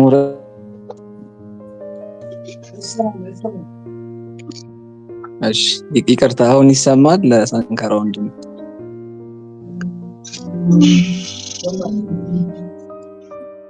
እሺ ይሰማል አይደል? አሁን ይሰማል። እሺ ቀደም እንዳልኩት እንግዲህ ክሬዲቱን ለአባቴ ይሰጣሉ። አጭር ግጥም ናትና ትንሽ ኃይለ ቃሉ እንግዲህ ከበድ ሊል ይችላል። ሜቢ ርዕሱ እውነት ይላል። ለማንበብ ሞክራለሁ። እውነት ከታች አቀርቅራ አንገት ደፍታ ተሰንቅራ፣ ብዙ ውሸት እውነት ሆኖ ካልሰራው ተጀግኖ፣ ውሸት እውነትን ተጭና ውሸትም እውነት ሆነና፣ ውሸት ከላይ ላይ መቻት ሰው አንስቶ ቢያስቀምጣት፣ ገበናዋ ቢፍረጠረጥ ከውስጧ ጠፍቶ የሚመረጥ፣ ውሸትም ታች ወረደና እውነት ወደ ላይ ወጣና፣ ተዛዘብን ከእናንትና ይላል። ስለሰማችሁኝ ያመሰግናለሁ። እግዚአብሔር ይስጥልኝ። እሺ አመሰግናለሁ ሄኖክ። በጣም የሚገናኝ ሀሳብ ተብላለች። ቴንክ ዩ ሶ ማች ጊዜ ያክብርልን ፕሊሱም ስለሰጠ አባተ ቴንኪዩ በጣም እናመሰግናለን። አይ ቲንክ እንግዳችን ዝግደሳቸው አልፋለሁ። ያው ወጣት ናት ሳቸልኩት። ስለዚህ ወደ አዲግተና አልፋለሁ። ሀሳባቸውን አስተደቂቃ ሀሳብ ያነሱልንና ምናልባት የመጨረሻ ሀሳባችን ሶስተኛ ጥያቄያችን እናነሳለን ማለት ነው። ከእንግዳችን ጋር ቆይታ አደይ ራስሽን ሀሳብ ስምሽን ሙሉ ስምሽን ይሁን አሁን ከገለጽኩት ስራዎችን ካሉ መግለጽ ይችላልሽ። ወደ አንቺ አመሰግናለሁ። እንደምን አመሻችሁ ቤተሰብ። ራሴን ለማስተዋወቅ ያክል አደይ ጌታነህ እባላለሁ። በአዲስ አበባ ከተማ ፍትህ ቢሮ የህግ ጥናትና ምርምር ረቂቅ አቃቤ ህግ ነኝ። ያው እስካሁን የነበረውን በእውነት መፈለግና እውነትን ማውጣት በማስታረቅ ሂደት ላይ ያለው ሚና ምንድነው የሚለውን የነበረውን ውይይት እያዳመጥኩ ነበረ። በጣም ጥሩ ሀሳብ ነው ሲካሄድ የነበረው። እስካሁን የተነሱ ፐርስፔክቲቮች እያከበርኩኝ እኔ ደግሞ አጠቃላይ ከህግ እይታና ከተለያዩ ሁኔታዎች አንፃር ለማብራራት እሞክራለሁ። አመሰግናለሁ በድጋሚ። በዚህ ውይይት ላይ አጠቃላይ እውነት መፈለግ፣ እውነትን ማውጣት፣ የእርቅ ሰላም ወይም ማስታረቅ የሚሉ ጽንሰ ሀሳቦች ምንነት፣ በሀገርና በአካባቢ ሰላም ግንባታ ላይ እውነት መፈለግ ያለው አስተዋጽኦ ምንድነው፣ ወጣቶችስ የእውነት መፈለግ ሂደት ላይ እርቀ ሰላም ከማምጣት አንፃር ምን አይነት ሚና ሊኖራቸው ይገባል፣ የሽግግር ፍትህ ሂደቶች ላይ ምን አይነት ኮንትሪቢዩሽን ሊኖራቸው ይገባል የሚለውን ለማየት ሞክራለሁ። እንደ አጠቃላይ ለዚህ መነሻ የሆነ እንደ ሀገር ያለንበት ነባራዊ ሁኔታ አለ። ይህን ስናይ ለዘመናት የቆዩ አሁንም እየቀጠሉ ያሉ የተሳሳቱ ትርክቶች አሉ። የተለያየ የታሪክ አረዳድ አለ። አለመተማመን፣ ግጭቶች እንዲሁም ደግሞ የድንበር ግጭቶችም ሊሆን ይችላል። ግሮስ የሆነ ሰብአዊ መብት የሚታይበት ሁኔታ አለ እና የሰሜን ጦርነት ወይም ትግራይ ላይ የነበረው ማየት እንችላለን።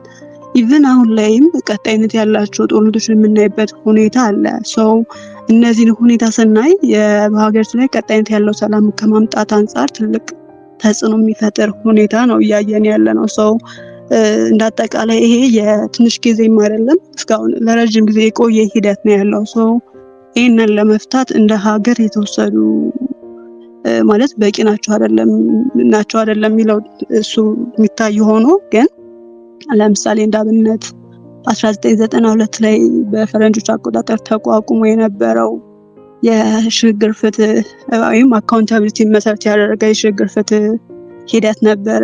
ይሄም በራሱ ቪክትሪ ጀስቲስ ወይ ደግሞ የአሸናፊ ፍትህ የምንለው ትሩዝ ላይ ወይ ደግሞ ሪኮንሲሊየሽን እነዚህ ነገሮችን ወይም ቪክቲምን ኔግሌክት ያደረገ ሂደት የነበረው አለ። ከዛ በኋላ የእርቀ ሰላም ኮሚሽን መቋቋም እንዲሁም ደግሞ የቅርብ ጊዜ 2014 ላይ የኢትዮጵያ ሀገራዊ ምክክር ኮሚሽን ተቋቋመበትና የእርቀ ሰላም ማውረድ እውነትን መፈላለግ ላይ የተሰሩ ያሉ ስራዎች አሉ። ሰው ይሄንን ስናይ ምን አይነት ሁኔታ ላይ ነው ያለነው? እውነት እነዚህ ነገሮች የፍትህን ከማስፈን ሰላምን ከማምጣት ሪኮንሲሊየሽን አቺቭ አድርገዋል አላደረገም፣ እውነትስ እየወጣ ነው አይደለም የሚለውን እንድናይ የሚያደርጉ ነገሮች እንድንመረምር ያደርጉናል። ሰው እነዚህን ስናይ እንዳጠቃላይ ኢትዮጵያ ያለችበት ነባራዊ ሁኔታ ስንመለከት ዘላቂ ሰላም ለማምጣት የህግ የበላይነትን ፍትህን ለማረጋገጥ የሚያስችል አካታች የሆነ ፍትሃዊ ሰብአዊ መብትን ባስከበረ መልኩ መሄድ የምንችልባቸው መንገዶችን የሽግግር ፍትህ ፖሊሲ መርሆች የተከተለ ነው አይደለም፣ የሀገራዊ ነባራዊ ሁኔታዎችን ይሄ ትራዲሽናል ጃስቲስ ሲስተሞችን ሴቶችን ወጣቶች አካታች የሆኑ የፍትህ ሂደት አስፈላጊ እንደሆነ እንድናምን ያደርጋል ነው። እሱ መሰረት በማድረግ 2016 ላይ ያወጣ ትራንዚሽናል ጃስቲስ ፖሊሲ አለ። ይህ ፖሊሲ ደግሞ ፒላርስ ኦፍ ትራንዚሽናል ጃስቲስ የምንላቸው ለምሳሌ እንደ የወንጀል ተጠያቂነት ወይም ክሪሚናል አካውንታቢሊቲ፣ የእውነት መፈለግ፣ እውነትን ማውጣት፣ ማስታረቅ እንዲሁም ደግሞ ቅድመ ሁኔታ ላይ መሰረት ያደረገ አምነስቲ፣ ሪፓሬሽን፣ ኢንስቲቱሽናል ሪፎርምን እንደ ፒላርስ ኦፍ ትራንዚሽናል ጃስቲስ ያካተተበት ሁኔታ አለ። ለዛሬ ውይይት ከነዚህ ፒላሮች መካከል እውነት መፈለግ፣ እውነት ማውጣትና ማስታረቅ ምንድን ናቸው ማለት እያንዳንዱ ለምሳሌ እውነት መፈለግ ምንድነው ራሱን ችሎ፣ እርቅ ሰላምስ ምንድነው፣ ሁለቱስ እንዴት ነው የሚገናኙት፣ እንደ ሀገርስ ምን ማምጣት ይችላሉ የሚለውን ለማየት ሞክራለሁ። እውነት መፈለግ ምንድነው የሚለውን ቅድሜ እንዳሉ ሆኖ ፐርሰናል ፐርስፔክቲቮችን እንደተጠበቁ ሆኖ ከትራንዚሽናል ጀስቲስ ፖሊሲው አንጻር ለማየት ሞክራለሁ ማለት ነው። ሶ እውነት ሲባል ምንድነው እንደ ሀገር ወይ ደግሞ አጠቃላይ የጉልህ የሰብአዊ መብቶች ጥሰቶች ላይ በደሎች ወይም ማህበራዊና ኢኮኖሚያዊ ፍትሃዊ ሁኔታዎች ላይ ለእነዚህ ምክንያታቸው ምንድነው፣ የተፈጸመው ምንድነው፣ የግል ተበዳዩ ማን ነው፣ ምንድነው የደረሰበት እና ሌሎች መሰል ጉዳዮች ላይ እውነትን መፈለግ ወይ ደግሞ ምንድነው ያለው የሚለውን መለየት እና ይፋ ማውጣት የሚለውን ትርጓሜ የሚሰጠን ይሆናል። ሶ በዚህ ሂደት ላይ አንደኛ ኮንሰርን መሆን ያለበት ጉዳይ ምንድነው የተጎጂዎች ድምጽ መሰማቱን ነው። which is እውነቱን እንዲያወጣ ስንፈቅድለት ኢንቫይት ስናደርገው ኮንሰንቱን መሰረት ያደረገ ነው ወይ፣ የእሱን ሰብአዊ መብት ያከበረ ነው ወይ የሚለው ግምት መመር አለበት። ደግሞ ምንድነው ከዛ ተያይዞ እውነት በሚፈለግበት ሰዓት የሚገኙ ፋክቶች አሉ። እነዚህ ፋክቶች ወይ ደግሞ ማስረጃዎች፣ ሰነዶች ምንድነው አጠቃላይ የማህበራዊ ሊሆን ይችላል ፖለቲካዊ ግጭቶች ብቻ አጠቃላይ ለዛ ግጭት ለዛ ግሮስ ሂውማን ራይትስ መነሻ የሆኑ ነገሮችን የተገኙ ነገሮችን መሰብሰብ፣ መሰነድ፣ ማስቀመጥና በእነዚህ ባለው ሂደት ላይ ብሔራዊ ባለቤትነትን ማረጋገጥ ያስፈልጋል። እውነት መፈለግ እውነትን ማውጣት ሲባል ይህን ሁሉ ሂደት ነው የሚያልፈው ማለት ነው። ሌላው ማስታረቅ ወይም ሪኮንሲሊዬሽን የምንለው ምንድነው የሚለውን ስናይ ሪኮንሲሊዬሽን የሚለው ምንድነው አንደኛ ከላይ ገለጽናቸው በደሎች አሉ፣ ሂውማን ራይት ጥሰቶች አሉ፣ የተለያየ የታሪክ አንደርስታንዲንግ ፈጥሮ በእነዚህ ምክንያቶች የመጡ ጥላቻዎች ሊኖሩ ይችላል፣ ቅራኔዎች ወይም አለመግባባትና ይሄ የቦርደር ግጭቶች ሊሆን ይችላል። ብቻ የተለያየ የአለመስማማት እንትኖች ሊኖሩ ይችላሉ። እነሱን ወደ ቴብል አምጥተን ተወያይተንባቸው ወይም ግልጽ አድርገናቸው ለነዚህ መፍትሄ የምንፈልግበት እሴቶቻችን የምንገነባበት እንዲሁም ጥላቻችን አለመተማመን አስወግደን ወደ ሰላም መጣበት ሂደት ነው ማስታረቅ የምንለው።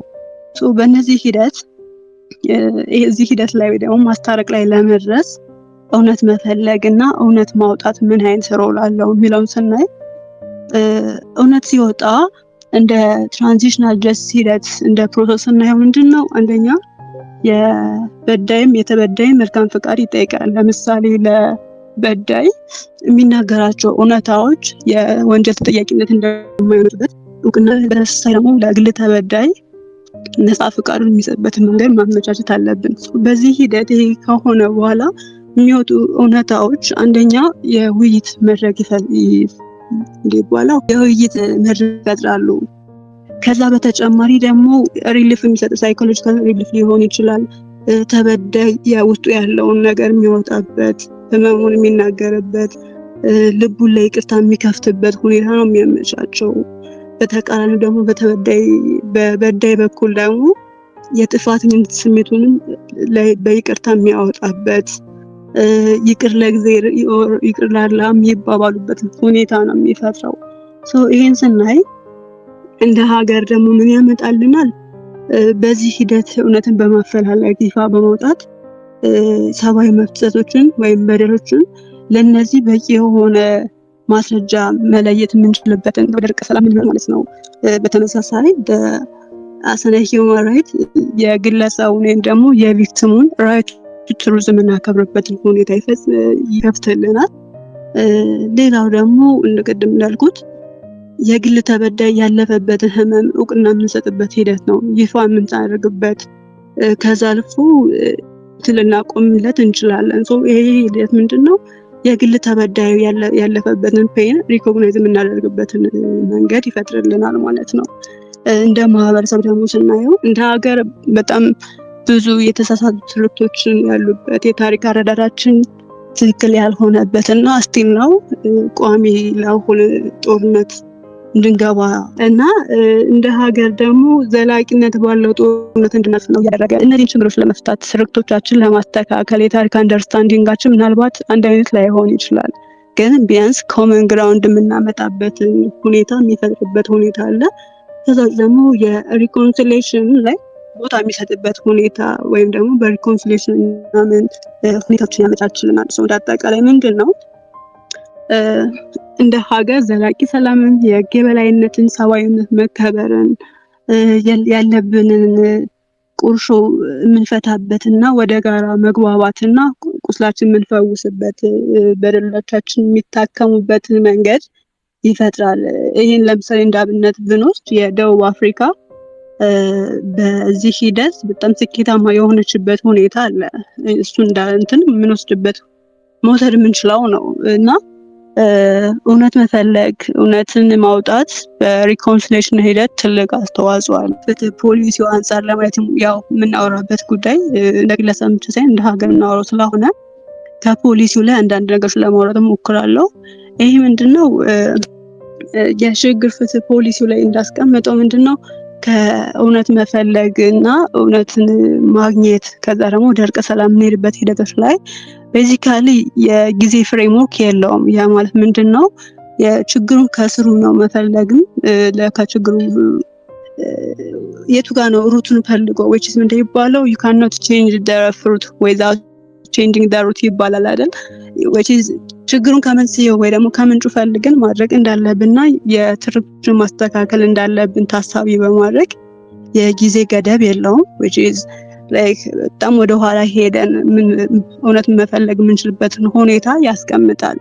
ከዛ ባሻገር ደግሞ ጉልህ የሚያቀጥምበት ሰዓት ወደፊት የሚቋቋሙ እውነት አፈላላይ ኮሚሽን ላይ እንደሚችል ከዛ ውጭ ደግሞ ጉልህ የማይባሉ ከሆነ ትራዲሽናል ወይ ደግሞ ባህላዊ ፍትህ ስርዓቶች ወይም ክልል አቀፍ የግጭት አፈታት ሂደቶችን መከተል እንደምንችል ያሳያል። ይሄም ደግሞ ሃይብሪድ አፕሮች እንደሚከተል ፖሊሲያችን የሚያሳይ ነው which is እንደ ወጣት አጠቃላይ በሁሉም የፍትህ ስርዓቶች ወይም ደግሞ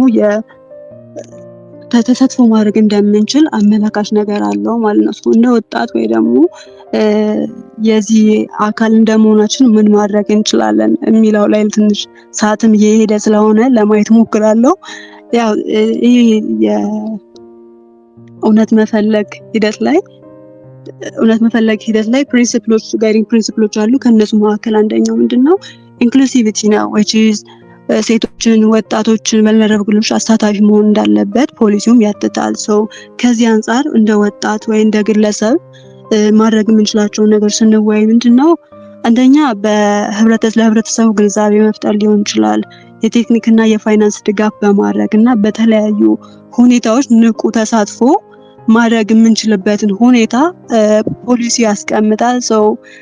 ይሄ የሰብአዊ መብት መከበር፣ የሀገራዊ ሰላም ማስጠበቅና ማምጣት በግለሰብ አይደለም የሁሉም ኮንትሪቢዩት ስለሚያስፈልግ እንደወጣት ወደፊት ማየት ለምንፈልጋት ኢትዮጵያ የየራሳችን አስተዋጽኦ ማድረግ እንዳለብን መሳተፍ እንዳለብን አለብን ብዬ አምናለሁ። ስለነበረን ቆይታ አመሰግናለሁ። ቴንክ ዩ። መልካም ምሽት። እሺ አደይ በጣም እናመሰግናለን። ጊዜሽን ሰጥተሽ ሀሳባሽን ስላጋራሽን ክብር ይስጥልን። ምናልባት አደይ የኤልፎርቺ ቀድሞ ሜምበር ናት። እንደ ደግሞ የዚህ ፕሮግራምም ከዚህ በፊትም መረጃም ነበረች። ዛሬ ደግሞ እንግዳ በመሆን አብራን ተገኝታለች። በጣም ክብር ይስጥልን። ካለሽ ጊዜ ሰዓት ሰጥተሽ ሀሳብሽን ስላጋራሽ እናመሰግናለን። ቴንክ ዩ በጣም አመሰግናለሁ በጣም ቴንክ ዩ። እሺ አሁን ምናልባት የመጨረሻ ሀሳባችን ነው እንቀጥለው። ጉዳያችን ማፈላለግ ለእርቀ ሰላም የሚል ሀሳብ እያነሳን ነው። ዛሬ ደስ በሚል መልኩ ግጥሞችን ጭምር ሀሳብ ሰጥተናል ማለት ነው። ምናልባት ካርድ ከመግባት በፊት አንድ ሰው ሀሳብ ከሰጠ በኋላ የመጨረሻ ሀሳባችን አሁን የተነሳ ሀሳብም ጭምር ሊሆን ይችላል። ምናልባት ሀረግ ሼር ታደርገናለች የዚህ የመጨረሻው ርዕሰ ጉዳይ ማለት ነው። የመጨረሻው ርዕሰ ጉዳያችን የሚሆነው የወጣቶች ድምፅ በእውነት ማፈላለግና በእርቀ ሰላም ሂደት ላይ እንዴት ሊተገበር ይችላል? ለፖሊሲ ቅድም ሲነሳ ነበር። ያው እንደምታውቁት ሀገራዊ የሽግግር ፍትህ አንደኛው እውነትን ማፈላለግ የሚል ፖይንት አለው። ከዚህ ውስጥ ማስተማር፣ ማሳወቅ ምናምን የሚሉ ነገሮች ግን እዛ መጨረሻ ሀሳባችን የሚሆነው የወጣቶች ድምፅ በእውነት ማፈላለግ እና በእርቀ ሰላም ሂደት ላይ እንዴት ሊተገበር ይችላል? ፖሊሲና ለሌሎች አተገባበሩስ ምን ምክር ሀሳብ ይኖራችኋል?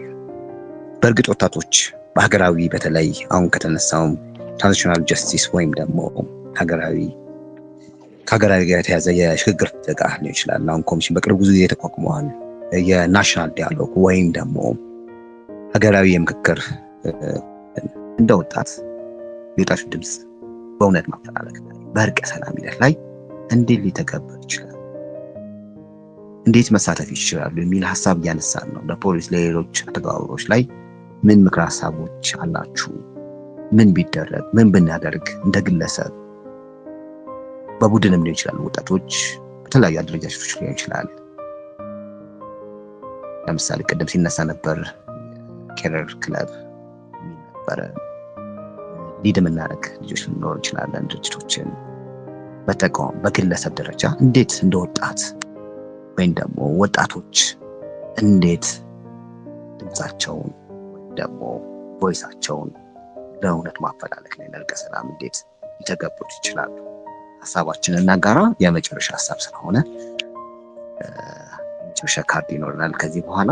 ዛሬ ርዕሰ ጉዳያችን የነበረው እውነትን ማፈላለግ ለእርቀ ሰላም ያለው ሚና ሀሳብ ነበር ያወራነው።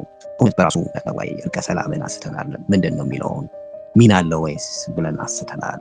ሀገራዊ አባባሎች፣ ምሳሌዎችን አንስተናል። እንዲሁም ደግሞ እንግዳችንን ጋብዘን ሀሳቧን አጋርተናለች። እንዲሁም ደግሞ ግጥሞች ለግጥሞች ከሄኖክና ከደሞዝ ቀርበዋል። አሁን የመጨረሻው ሀሳብ ላይ ደርሰናል። የዚህ የመጨረሻ ሀሳብ እንደምታውቁት የፕሮግራም እንዲሁ ተዋይተን የምንተው አይደለም። ሀሳቦችን አብላልተን አስተካክለን ምክር ሀሳቡን ለተለያዩ ባለድርሻ አካሎች የምናጋራው ይሆናል። ድምፅ የምንለውም ስም ስለሆነ የወጣቶች ድምፅ እንደዚሁ የሚቀር አይደለም ለማለት ያህል ነው። ካርድ ሽልማት አለኝ። ቅድም ሄኖክ ነበር የተሸለመው እድሉን ያገኘው። ለቅድሙ የመጨረሻውን ቁጥር ብቻ ነው እምታው ማለት ነው። ስለዚህ የመጨረሻውን ሀሳብ ላይ ሀሳባቸውን አጋሩ። ምናልባት ታሜ ጥያቄ ካለ ያለን ሰዓት እና ለማን ነው ጥያቄው የሚለውን እንሰድና ወደ አንተ ልምጣና ሌሎቻችሁ ተዘጋጁበት። የወጣቶች ድምፅ በእውነት ማፈላለግና በእርቀ ሰላም ሂደት እንዴት ሊተገበር ይችላል? እንዴት መሳተፍ ይችላሉ? እንደ ግለሰብ፣ እንደ ቡድን። የአንድ ቡድን ስላችሁ የአንድ አካባቢ ሊሆን ይችላል፣ እንደ ሀገር ሊሆን ይችላል፣ ኦር ደግሞ ክለብ፣ ድርጅት ምናምን ልንል እንችላለን። ቡድን የምንለው ከሁለት በላይ የሆነ አካል ሳምቲንግ ልንል እንችላለን። እንዴት ነው ድምፃችንን ማሰማት? እንዴት ነው መሳተፍ የምንችለው? በተለይ ቅድም ሲነሳ ነበር ትራንዚሽናል ጀስቲስ ወይም የሽግግር ፍትህ ገና ተግባራዊ እየሆነ ያለ ገና ፖሊሲ ወጥቶ ዳዴ እያለ ያለ ይመስለኛል። በእኔ እይታ ነው የምላችሁ። ምን ይመስላችኋል? በእናንተ እይታ፣ በእናንተ አተገባበር ተነሱ የነበሩ ሀሳቦች እጅግ አስተማሪ ነበሩ። ብዙ እውቀቶችን ያገኘሁባቸው ነበረ። ባለሙያ ሰግጥ ዘንድም ያገኘናቸው ምክሮች አሪፍ ነበሩ። ትምህርቶች እናመሰግናለን ብለናል። ከሱ በመቀጠል ወደ መጨረሻው ጥያቄ የወጣቶች ድምፅ በእውነት ማፈላለግና በእርቀ ሰላም ሂደት ላይ እንዴት ሊተገበር ይችላል ነው። እንግዲህ ወጣት ከተነሳ ሀገራችን ኢትዮጵያ ከ70% በላይ እንግዲህ ወጣት ነው ተብሎ ይታሰባል። በዚህም በእርቀ ሰላም ሂደት ላይ ድምጾችን ሊያስተላልፍ ይችላል። እንደ ወጣት አንተም ቅድም ስትለው እንደነበረ ሀገራችን ኢትዮጵያ የጀመረችው አለ። በሱ በአጀንዳ በማሰባሰብም ድምጻቸውን በማሰማትም በሰላም ወጠንም እንድንገባ ከሚያደርጉ ስራዎች ውስጥ ትልቁ ወጣት ከሰራበት ነው። ወጣት ያልታከለበት ነገር ተግባራዊ ሊሆን አይችልም ይባላልና በተለያዩ ሁኔታዎች እውነትን በማፈላለግ ረገድ እርቀ ሰላምን ከማስፈን እርቀ ሰላምን ከማውረድ አኳኋን ወጣቶች ናቸው ትልቁ ሚና ይጫወታሉ ተብሎ የሚጠበቀው። እነዚህ ወጣቶች እንግዲህ አንደኛ እውቀት አላቸው ተብሎ ይታሰባል። ምክንያቱም ወጣት ሲባል አሁን ባለንበት ደረጃ ዩኒቨርሲቲ ናቸው ያሉ፣ አሁን ባለንበት ደረጃ የተለያዩ ማህበራት ላይ ነው የሚሰሩት። እነዚህ ወጣቶች ደግሞ ለማህበረሰባቸው፣ ለአካባቢያቸውና ለሀገራቸው ጉልህ የሆነ ሚና አላቸው ብዬ አስባለሁ። እውነትን ከማፈላለግ ቅድም መርዕድም ሲናገሩ ነበረ። ምናልባት አንዳንድ ነገሮችን ከማስተላለፍ ከሚነገሩ ከባክግራውንድም እየተነሳንና እነሱን ነገሮች እንዴት ወደ መሬት አውርደን ሊተገበሩልን ይችላሉ የሚለውን ነገር ከእውነት ጋር አያይዘን የወጣቶች ድምፅ እንዲሰሙ የምናደርግበትን በራሳችን መድረኮችን ልንፈጥር እንችላለን። ምናልባት እንደዚህ አይነቶች መድረክ ሊቭ ፎር ጄኔሬሽን እንደሚያዘጋጃቸው አይነት መድረኮች ሊሆኑ ይችላሉና በእውነት ላይ መመስረት፣ እውነትን ማፈላለግ። እውነትን ስናፈላልግ ለምሳሌ አሁን እንደተባለው የባለሙያ ምክርን መስማት ሊሆን ይችላል። ከወጣቶች ደግሞ ጎልመስ ያሉ በእውቀት የዳበሩ ሰዎችን በመጠየቅ ሊሆን ይችላልና እንደዚህ አድርገን የምንተገብርበትን እርቀ ሰላም ሂደቱን የምናሰፍርበትን የምንነጋገርበትን መድረክ የምናዘጋጅበት ሊሆን ይችላል ብዬ አስባለሁ። ሌላው ለፖሊስና ለሌሎች ተገባበሮች ምን ምክረ ሀሳቦች ይኖሯቸዋል ነው።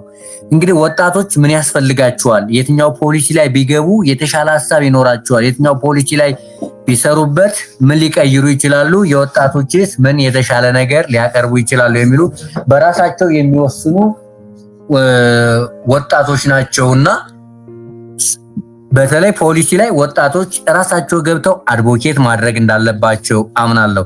ሀሳባቸው ደግሞ ለሚመለከታቸው አካላት አቅርበው እንዲተገበርላቸው ምክረ ሀሳቦችን ያቀርባሉ ብዬ አስባለሁ።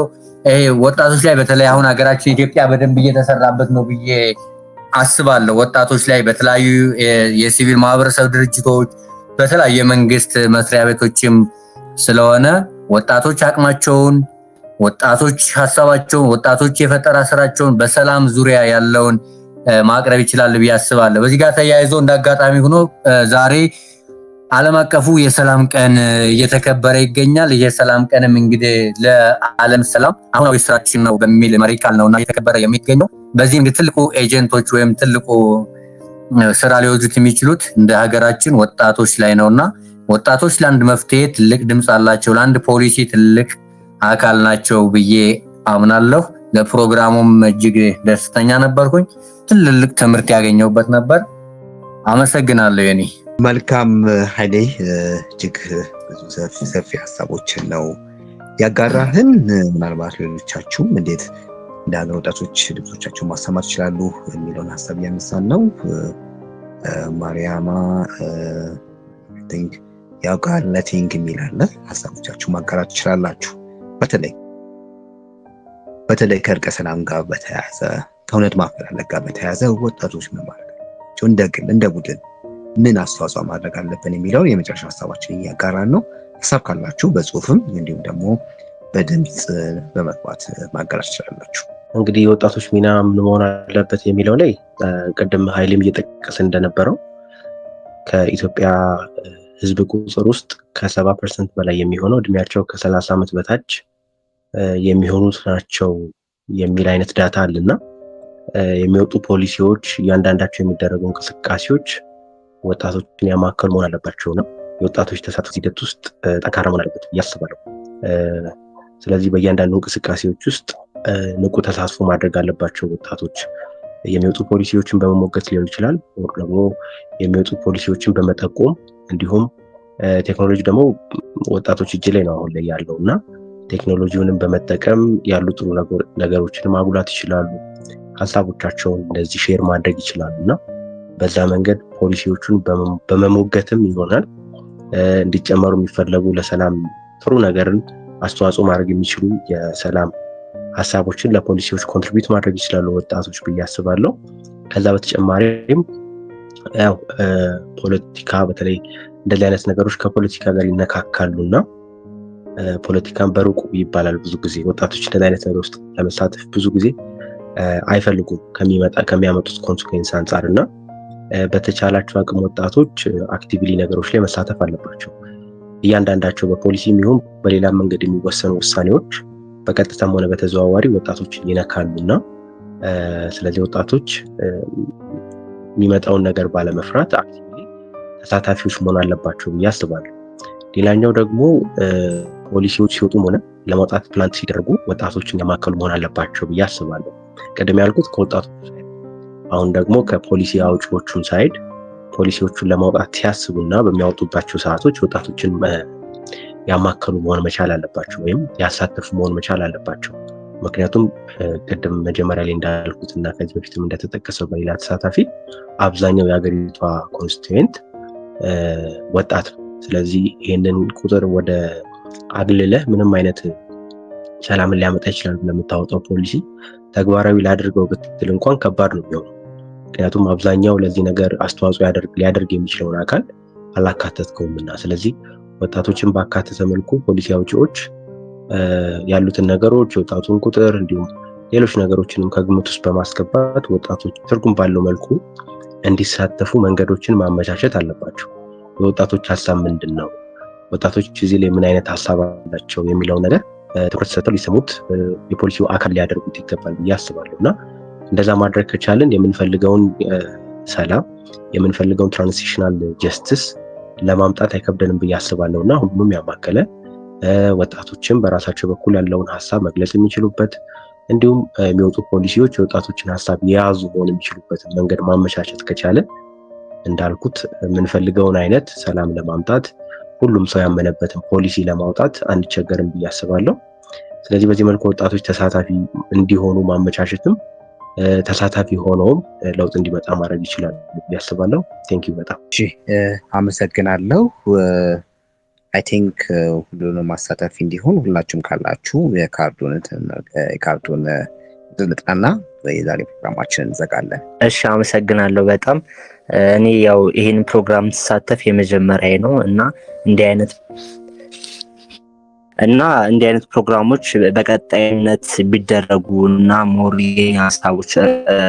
ሀሳባችንን ሼር የምናደርግበት እንዲሁም ደግሞ ከእናንተ የምንማርበት መንገዶች ቢመቻቹ እናም ደግሞ እንግዳችንን በጣም አመሰግናለሁ ለሰጠችን ጠቃሚ የሆነ ማብራሪያና ገለጻ በጣም እናመሰግናለን እና ወደነዋል ፕሮግራሙን። እንደኔ በጣም አመሰግናለሁ።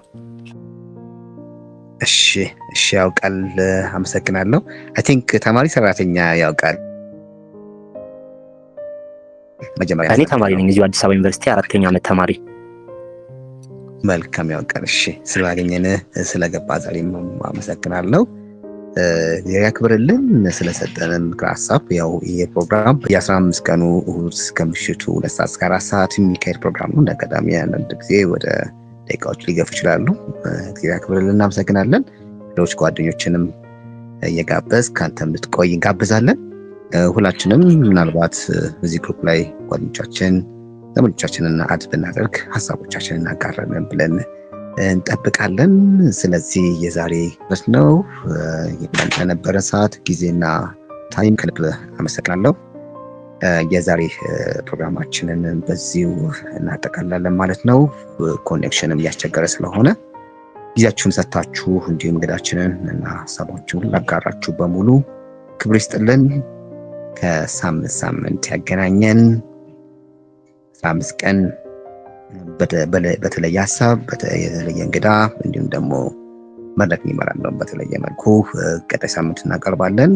ግጥሞቹን ካላችሁ ቀድማችሁ በመላክ እንዲሁም ደግሞ ሙዚቃ ማቅረብ በሳውንድም ካለ ማቅረብ እንችላለን ማለት ነው። አይ ቲንክ ሁሉም ገብቷል ይመስለኛል።